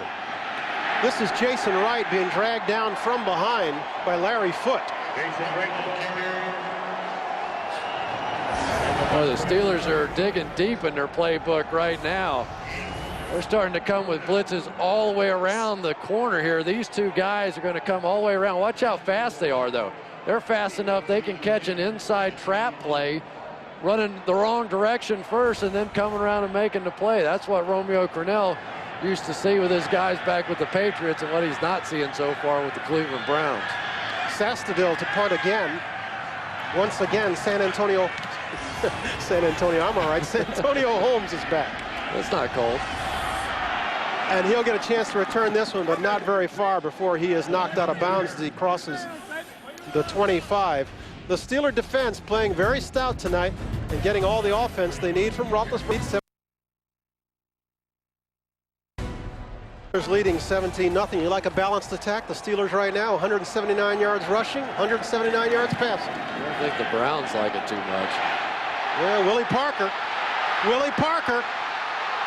down the right sidelines, pushed out of bounds at about the 35-yard line by Sean Jones.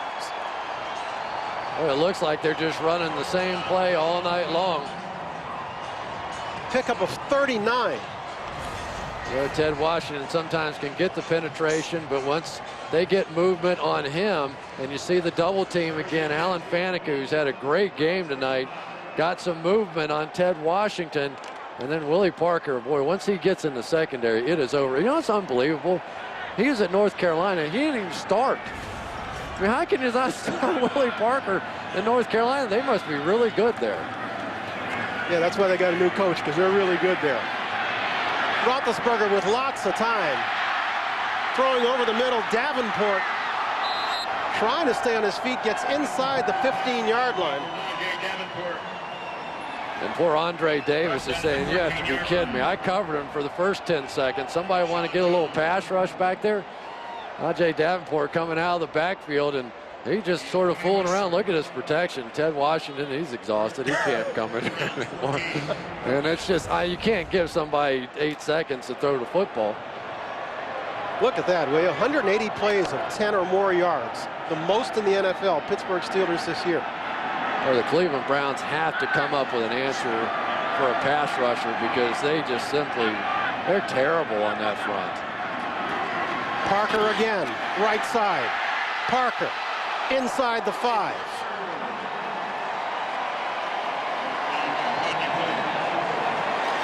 Well, I said they're terrible with the pass rusher. Not too good against the run either. No, they're wearing out that right side. The Steelers are just overwhelming them. And for Romeo Crennel, you know, they had the really tough day a couple of weeks ago against the Cincinnati Bengals. Were blown out there, came back and won against the Kansas City Chiefs. But right now, this is starting to look a lot more like it did against the Cincinnati Bengals. And it's getting a little embarrassing for the Browns. Willie Parker now, 28 carries, 209 yards on the night. And about 90% of it between the tackles. First and goal. Parker again. Touchdown Steelers. Parker's 13th touchdown of the year.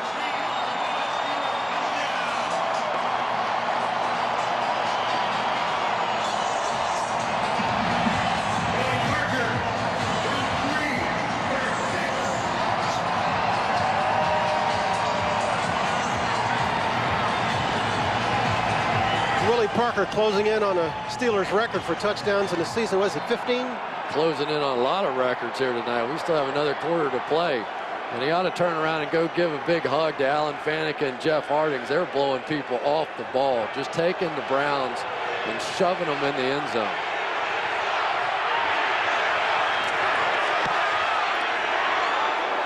And Jeff Reed makes it a 24-0 ball game on a night when the Steelers offense is clicking on all cylinders. When we come back, The Browns will get back on the field and try to find something that works on a cold night at Heinz Field. Right there. You think? Get your frequent flyer miles. Boy, look at the day that Willie Parker's having. He's got 212 yards. That puts him within 6 of the Steelers' record held by John Frenchie Fuqua, who carried for 218 against Philly at Philly in 1970. So that record stood for quite a while. Unless he gets kidnapped on the sideline, I think he's going to get this record. He has really been explosive. One of the things the coaches talked about with him is sometimes the more carries he gets, the more comfortable he is, and boy, he looks pretty comfortable right now. Cribbs will feel a ground ball and gets bounced down at about the 32. Darnell Dinkins got hit so hard on that play, he got smashed right back into Joshua Cribbs. And that's been a trend tonight. You were talking about Parker's carries. He's got 29 on the night. The Steeler record you're alluding to, he's getting to a lot of records. He's got 12 to go before he reaches Franco Harris. 41 is the record. Well, you go back to the touchdown, and there were 2 double teams on this play. You had double teams coming right here and double teams coming inside as well. And watch the movement. I mean, this is pro football. Not often do you see defensive linemen stuff back into the end zone, but I can tell you that's not a good sign when that happens for a defense. And now all bets are off for poor Derek Anderson. Everybody in the ball yard knows he's got to throw it, and he does to Braylon Edwards, fighting for yardage inside the 40. One thing you cannot deny about Braylon Edwards is his toughness. I mean, this is a tough spot here. It's 24-0, and there's some guys looking to not catch the ball at this point in the game around the National Football League, but he's still fighting for every yard, and he's the type of guy that you can build a franchise around. There's no question. He and Kellen Winslow, and they just have to make up their mind. Do they have the right quarterback, or do they still have to go out and hunt for one of those?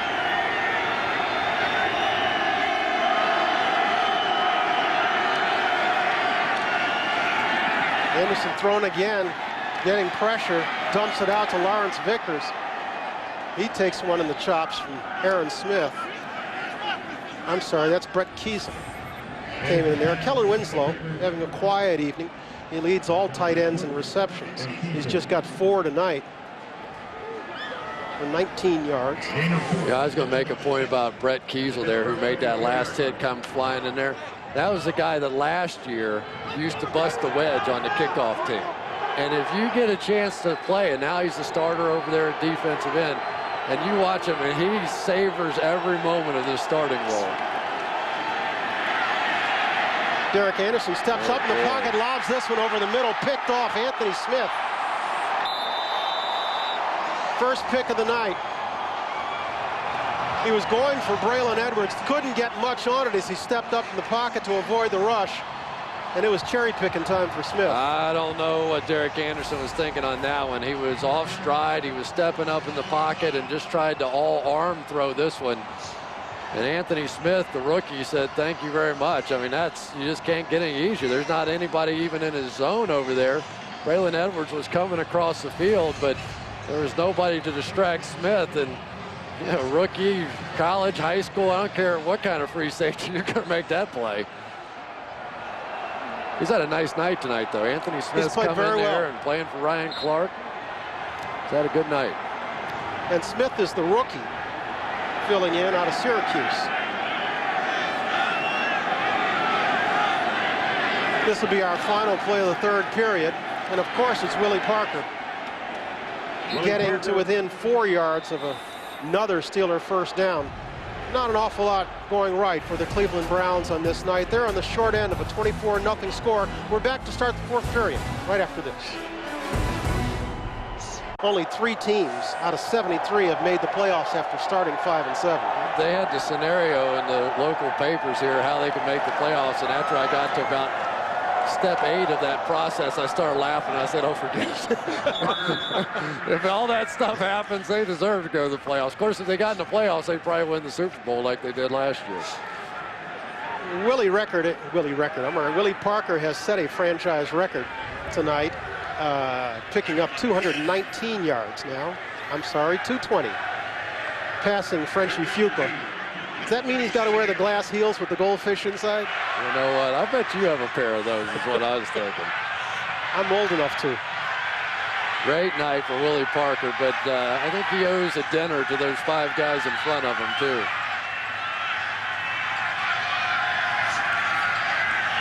Parker again with his 31st carry of the night, gets the Steeler first down. We're talking about that playoff picture in the AFC. There are 5 teams among the wild card entries. Care to pick 2? Well, I really think it's going to end up being the Jets because of their remaining schedule is not too tough. And then you end up with the Bengals and the Broncos playing on, I think it's the night after Christmas.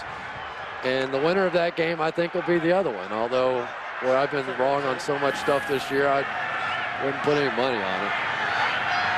It's been a crazy year. It really has been. When you think you know something about this league, it turns around the next week and goes the other direction. Davenport giving Parker a breather. He's pushed out of bounds. You know, you say you think the Jets will make it. We ought to give a nod here to Eric Mangini, who's just done a wonderful job with the New York Jets. I mean, that was supposed to be the worst team in football. Yes. Honestly, that was supposed to be the worst team in football. And he has just done a remarkable job. Really, that whole organization. They have the youngest general manager, the youngest head coach.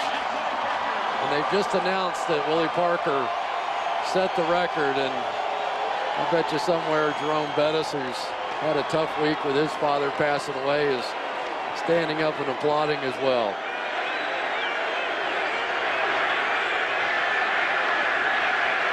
It'll be 2nd and 3. Davenport gets it inside. And he's close to the first down marker.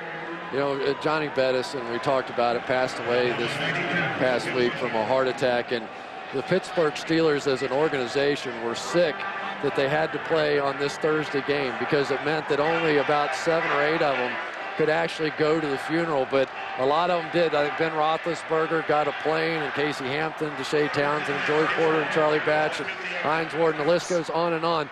But what Joey Porter told me was that they weren't just Jerome Bettis' parents. They were the Pittsburgh Steelers' parents, that they came to everything. They never missed a game. They never missed a big moment, and they treated all the guys on the team like they were their sons. We've talked about the Steelers going from 5-7, 7-5 a year ago to 5-7 now. We haven't talked about Bettis' impact in the locker room, where he is sorely missed, you would have to assume. Just loved, and I tell you, Jerome Bettis is going to love that run from Najee Davenport. There have been a lot of questions about whether or not he could be the power back. He's a big guy. He's about 240 pounds, but he's never really been that kind of overwhelming power guy. Look at Coward. He's saying, all right, giving high fives to Willie Parker. He likes this. But I guarantee he loved that run from Najee Davenport because that's the question mark. Do they need to go get a big fullback type, a big Jerome Bettis type, or can he do it? And I think Davenport just made a statement with that one. Davenport, a guy who's been nicked up the past couple of years. Look at that. 258 yards on the ground. Davenport again slips a couple of tackles, sticks it up inside off right tackle.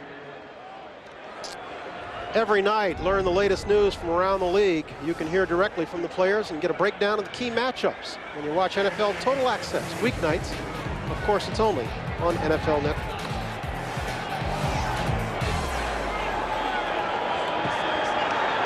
Just to finish up on our point, we do want to send our condolences out to Gladys and the whole family. I was there at the funeral on Monday, I guess it was. And oh my goodness, it was just so hard to take. There's so many people that love that family in that Detroit area, and special group of people.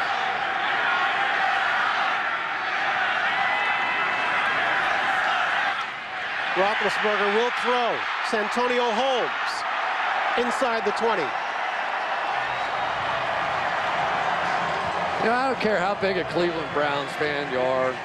Something has to feel good when you watch Ben Roethlisberger make plays after all he's been through. I mean, it would have been so easy for him to spit out the bid on this season, and he never has, and he's finding Santonio Holmes. And when you think about all the stuff that's happened to this kid this year, I mean, just it's been unbelievable. The motorcycle accident, I can't believe he even survived that one. Then right before the first game, the appendectomy. He finally gets it going a little bit, then he gets the concussion against Atlanta.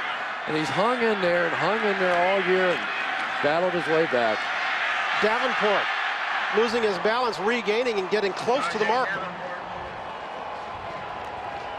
I know the sounds of this stadium and the Pittsburgh Steelers fans a little bit, and they are so into what they're seeing out of Najee Davenport right now.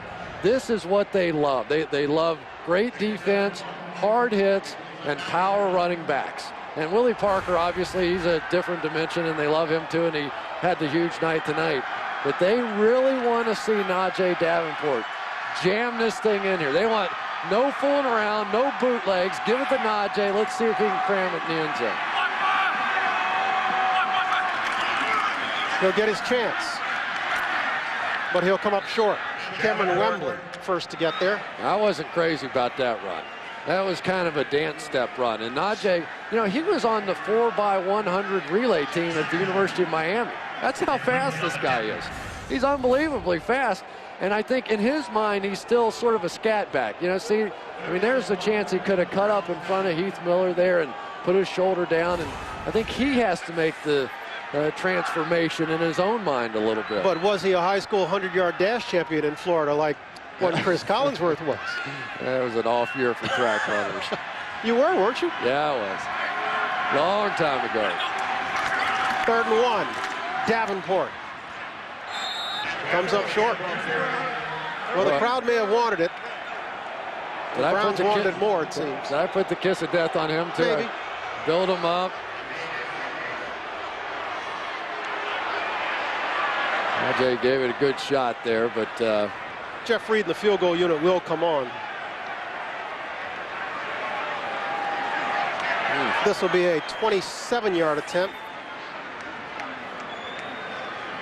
28-yard attempt. Gardocki will hold.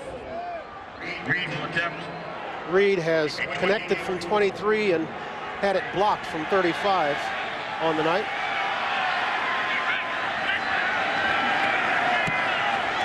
This one's true. And Jeff Reed takes the Steelers to a 27-0 lead with 7:26 to go in the ball game. It's been a good night for Willie Parker, and that pleases his coach. Goodness, was I so excited It to see was those nice guys. to see him and Bonaconte sitting there. Didn't miss a beat either. Boy, he's still broadcasting in Kansas City, and just one of the finest men you'll ever meet. Really is.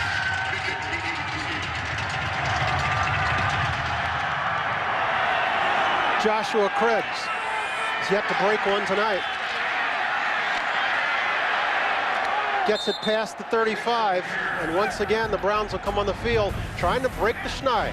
They're down 27-0.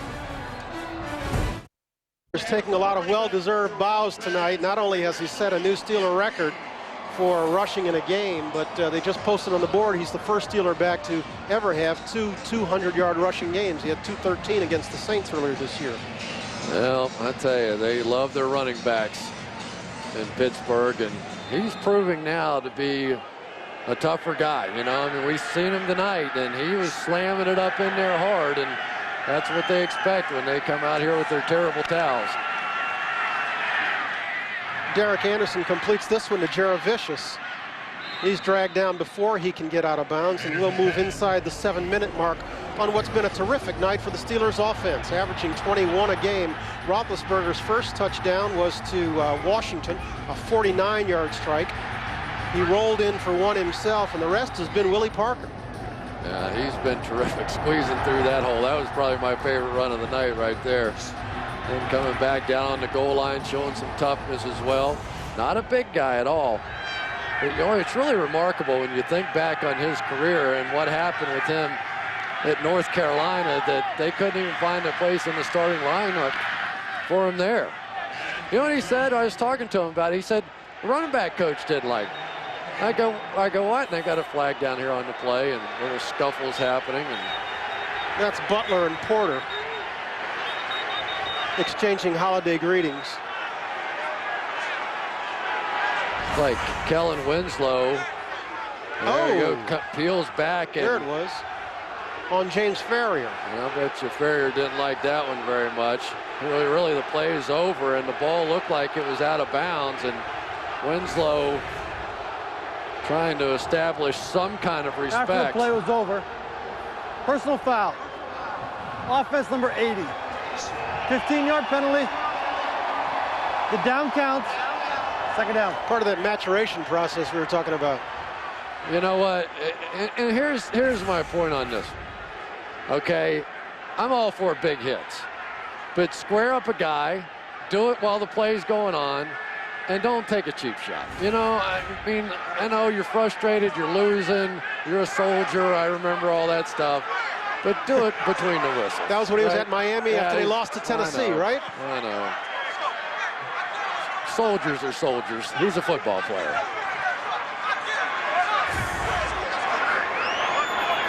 This was before we got started. Winslow came over to Porter and wanted to slap hands. Porter would have none of it. You know what? And I like the way Joey Porter does that stuff. It's a football game. We'll come over. We'll say hi afterwards. I'll shake your hands afterwards. But right now, I want to rattle your teeth a little bit. Derek Anderson completes this one again to Jared Vicious, who seems to be the only Cleveland receiver who's cooperating tonight. Yeah, well, Jared Vicious has had a good game this week. He's had a good game last week. And, you know, we always interview the players and all those guys. I should have asked somebody.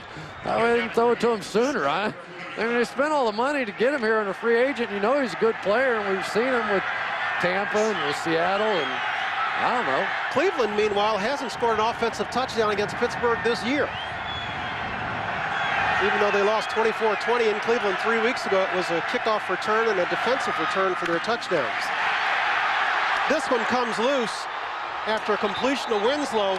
Oh, look who got him. It was James Ferrier who took the shot earlier. He giveth back on this one. They're going to call it incomplete, and James Ferrier could care less. He is jawing out there, saying, all right, you're going to take a cheap shot on me? Fine. You know when I give out hits? When you catch the ball out there, big dog. Take that. You got to be careful when you're messing with these guys. No, that wasn't a catch. Got to make a football-related move. Tuck. I can't talk anymore. Tuck the football away.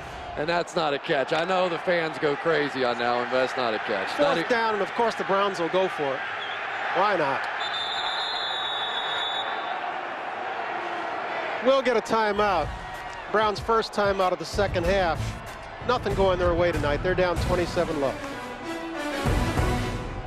Has played ball his entire young life, so he knows how this works. But what goes around comes around. And on successive plays, he got away with a little bit of a cheap shot. A little bit. On James Ferrier. And way out of bounds. And then this one. Ferrier, the old warrior, came back and said, you're a soldier, but I'm a warrior, big guy. And you want to take a cheap shot, you better have your head on a swivel the next time. Meanwhile, Jared Vicious, 7 catches, 111 yards on the night. Fourth down and 3. A quick reminder, coming up after the game, the Home Depot post-game show. Join the entire Total Access crew. They'll have highlights and analysis, some interviews too. 4th and 3.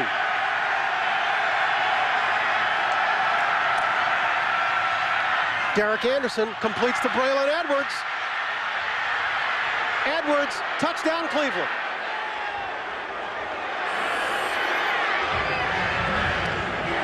Well, it doesn't mean much to the Browns fans, I'm sure, but to the family of Derek Anderson, I'm sure that's a pretty big moment.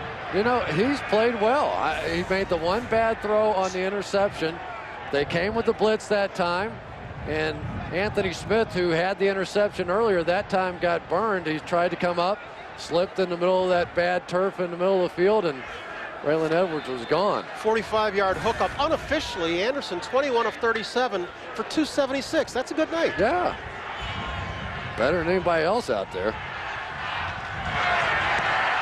And Dawson will add the extra point, and so the Browns are on the board and avoid the embarrassment of a shutout. 27-0. Braylon Edwards catching it over the middle, 45-yard pass play, and the Browns are on the board with 5:20 to go in the game. Hello, I'm a Mac. And buy a PC. Catch all the highlights every Sunday. Steve Mariucci, Deion Sanders join Rich Eisen for the highlights and analysis of every game on NFL Game Day, Sunday nights, immediately following the NBC game. And so the Browns will bump this one along. They fake the onside kick. This is Ike Taylor just looking for a soft place to land at midfield. Finds it at about the 31. Did you see what they did there? They had them all crammed into one, and they tried to kick it and right into off somebody and have it shoot right back to them. And somehow it just went right through the whole crowd. It's cold out there. The ball would hurt. The kick. This is a shot, and they all just duck. It's like playing dodgeball. It was a little high. And Charlie Batch gets to see some action. Of course, the people who always love the second-string quarterback in the town love that. If you wanted to say who had the best year in the Pittsburgh Steelers, it might be Charlie Batch. Every time he's come in the game, you can remember he had to come in the opener this year and passer rating of 137 for the year. Sensational against Miami. Hit that long touchdown to Heath Miller, I think it was, for about 80-something yards to win that one. 5 touchdowns, no picks on the year, Charlie. 5-yard penalty, still first down. Also came in at the end of the Atlanta game and led them back in that one. And Ben Roethlisberger, pretty big fan of Charlie Batch. He's been so supportive. It would have been real easy for Charlie Batch to say, hey, you know, Ben's struggling. I deserve a chance in this thing, but when you have a backup quarterback who stays supportive of you all the way through. I do love Ben having all that on his head. This is a guy who came out before the game and said, it's not cold, it's not cold. Yeah. Right. We knew better, didn't we? This is Davenport. Well, I tell you, if Willie Parker had stayed in this game, he would have had a chance for the NFL record. I mean, really, he had nearly a quarter left in this one, and unfortunately, the Cleveland Browns didn't score enough points on offense, but if they had, he would have had a real shot at going to 300. Because Davenport's got to be getting pretty close. He's running up pretty good numbers here, too. Speaking of numbers, we talked a little bit earlier about the AFC wildcard teams. I'm going to ask Mark Loomis, our producer, to punch up our NFC so we can give them equal time. Take a guess there. After this play. Like I know. Well, you're the expert. Davenport bouncing outside, staying inbounds, keeps the clock moving. And here are the 6-6 teams, the 4 of them in the NFC, the Giants, the Eagles, the Panthers, and the Falcons. Go ahead. That limb's kind of strong. Yeah. Well, we've got the Giants and the Panthers this weekend, right? So that ought to settle one of those there. My personal opinion is the Giants and the Panthers are the 2 best teams of those 4. Now, does the schedule create an opportunity for them to do that?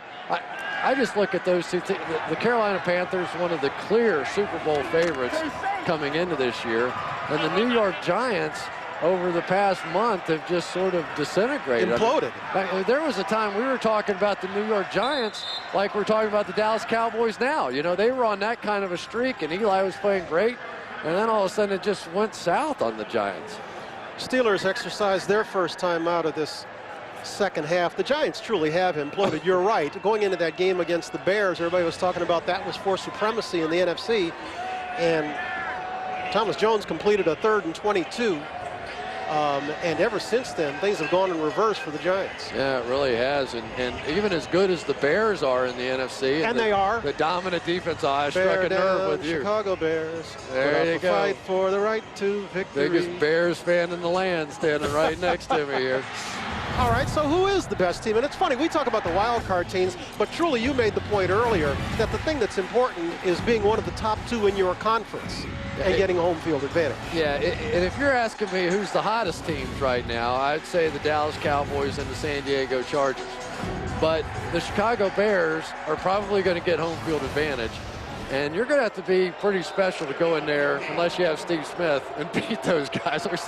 We saw that last year. Year's version of Steve Smith. I don't know why they didn't cover Steve Smith. I still haven't figured that one out. He's the only guy who could have possibly beat him in that game. But the Bears are definitely a team with that defense. If they get a little bit of offense. There's a face mask. Davenport was just trying to stay in bounds to keep the clock going, and somebody got a hold of a face mask there and spun it around. That's going to be a 15. Yeah, and another first down. And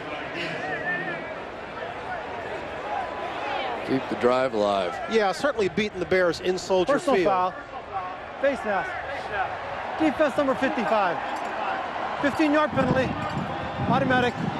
First down. Beating the Bears in Soldier Field in December is not in January is not going to be an easy task. No, it's really not going to be. But everything's been so crazy. Who knows? You know, in the Dallas Cowboys right now, you have to say that if a team carries the kind of momentum that the Pittsburgh Steelers did last year, you know, the Pittsburgh Steelers were 7-5, and all of a sudden at the end of the year, they go on that streak and they just run the table and they beat Indy and Cincinnati and Denver all on the road. And so you really have to pay attention. I always say, don't talk to me about what happens in football before Thanksgiving. It doesn't make any difference. By the way, did I mention that we have the Dallas Cowboys a week from Saturday in Atlanta against the Falcons? Is that any good? Tony Romo against Mike Vick? You're a walking promo these days, aren't you?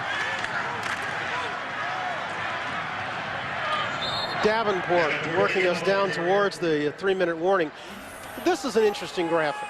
The Bears, of course, have the best scoring defense in the NFL, but look at the bottom of that. 16 of the last 17 Super Bowl champions rank in the top 6 in scoring defense, the lone exception, the Denver Broncos. Yeah, so you look on there, and there, of course, there's a lot of playoff teams, and the Patriots clearly a team that you can't ignore. I mean, they have both sides of the ball, and Tom Brady. The Ravens defensively as good as any. The Bears, obviously, but there's also issues about all those teams too. So there's not the one team that you go, oh my goodness, you can't beat them. Indianapolis Colts, you'd say, with the great offense, but they don't have the defense to go with it. They can't stop the run. Speaking of stopping the run, Najee Davenport breaking tackles, and with that run, the Steelers go over 500 yards of total offense for the night.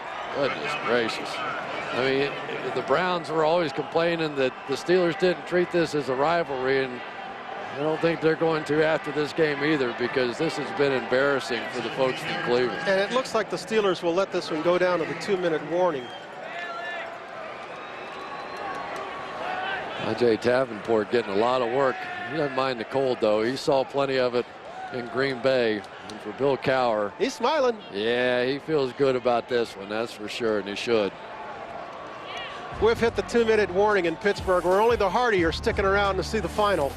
We have a 27-7 ball game. We're back to close it out after this.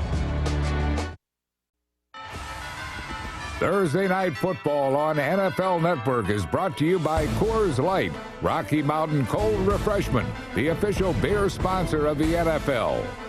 IBM, what makes you special?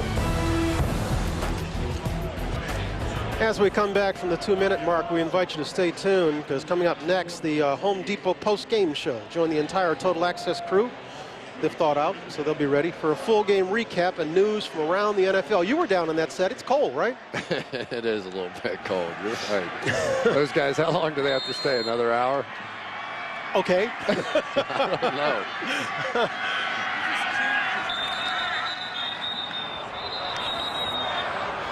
You know, we talked about that you really have to have one of the top defenses in football to have a legitimate shot.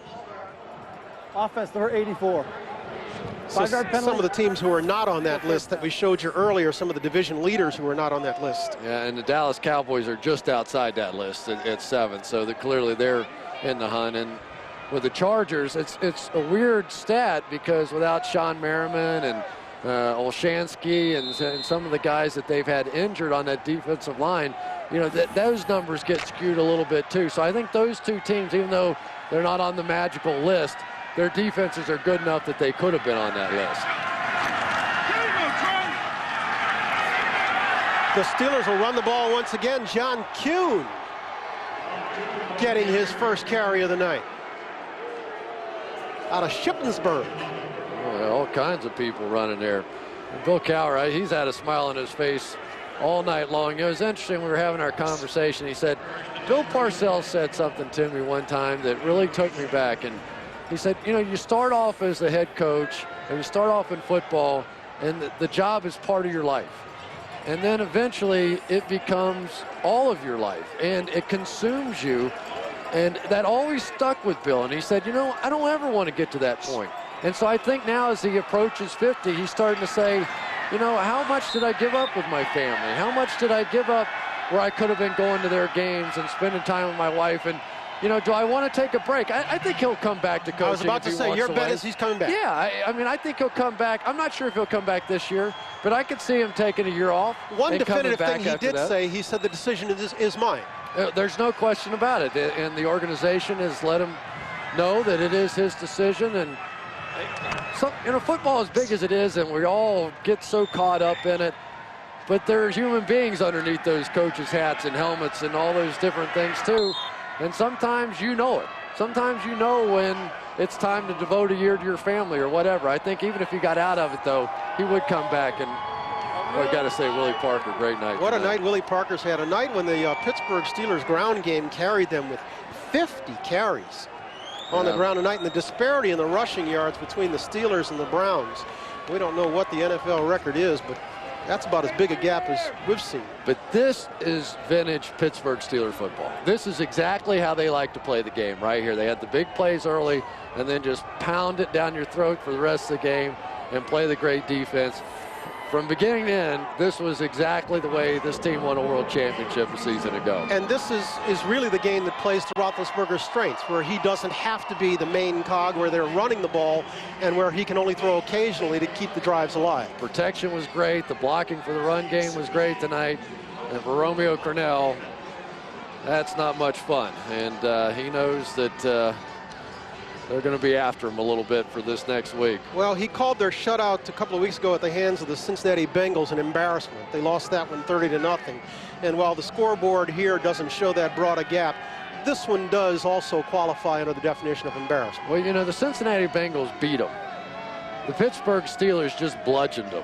I mean, they just beat them over the head from the first quarter to the last. And when a football team and football players get beat like that, it's embarrassing. I mean, honestly, I've been a part of a few of them. It's embarrassing. Willie Parker had the big night, record-setting night. 32 carries, 223 yards, and 1 touchdown. He's down on the field with our Kara Henderson. Kara? Willie, what a spectacular performance, breaking a 36-year-old franchise record. Why were you able to do what you did tonight? Just the man up above gave me a lot of chances, opportunities, not just tonight, but all throughout my career and this year. I got to thank my offensive line, thank the coaches for believing in me, and thank this franchise for just believing and just giving me the ball that many times they did. This is the time of year for running backs to shine. What do you want for the rest of your season? I can't ask for nothing. The only thing I can go out is go out and play my game each and every night. And I thank the man up above for all my success and all the accolades and everything. This is just another record I got, and hopefully I got to keep moving on. The Steelers look pretty good tonight. Does your team still think it can make the playoffs? You know, anything can happen. Little losses here and there, wins here and there, anything can happen. We're just going to keep fighting and keep fighting. Hopefully we can get in this thing. Willie Parker is the first Steeler to have 2 200-yard rushing performances in a season. Brian, back up to you. All right, Kara, thanks so very much. Willie's night, part of a 303-yard rushing effort for the Steelers tonight. Well, he's a lot thicker than you think, too. They were pointing out the guns and the thighs, and he used the full package tonight. And the Steelers move to 6-7. Their playoff hopes are still dim, but very much alive. We'll be back with you next Thursday in Seattle. The 49ers going against the Seahawks, and we'll follow that up in Atlanta. Dallas against Atlanta. Been a good night, despite the cold. Great night for the Pittsburgh Steelers. They come out on top 27.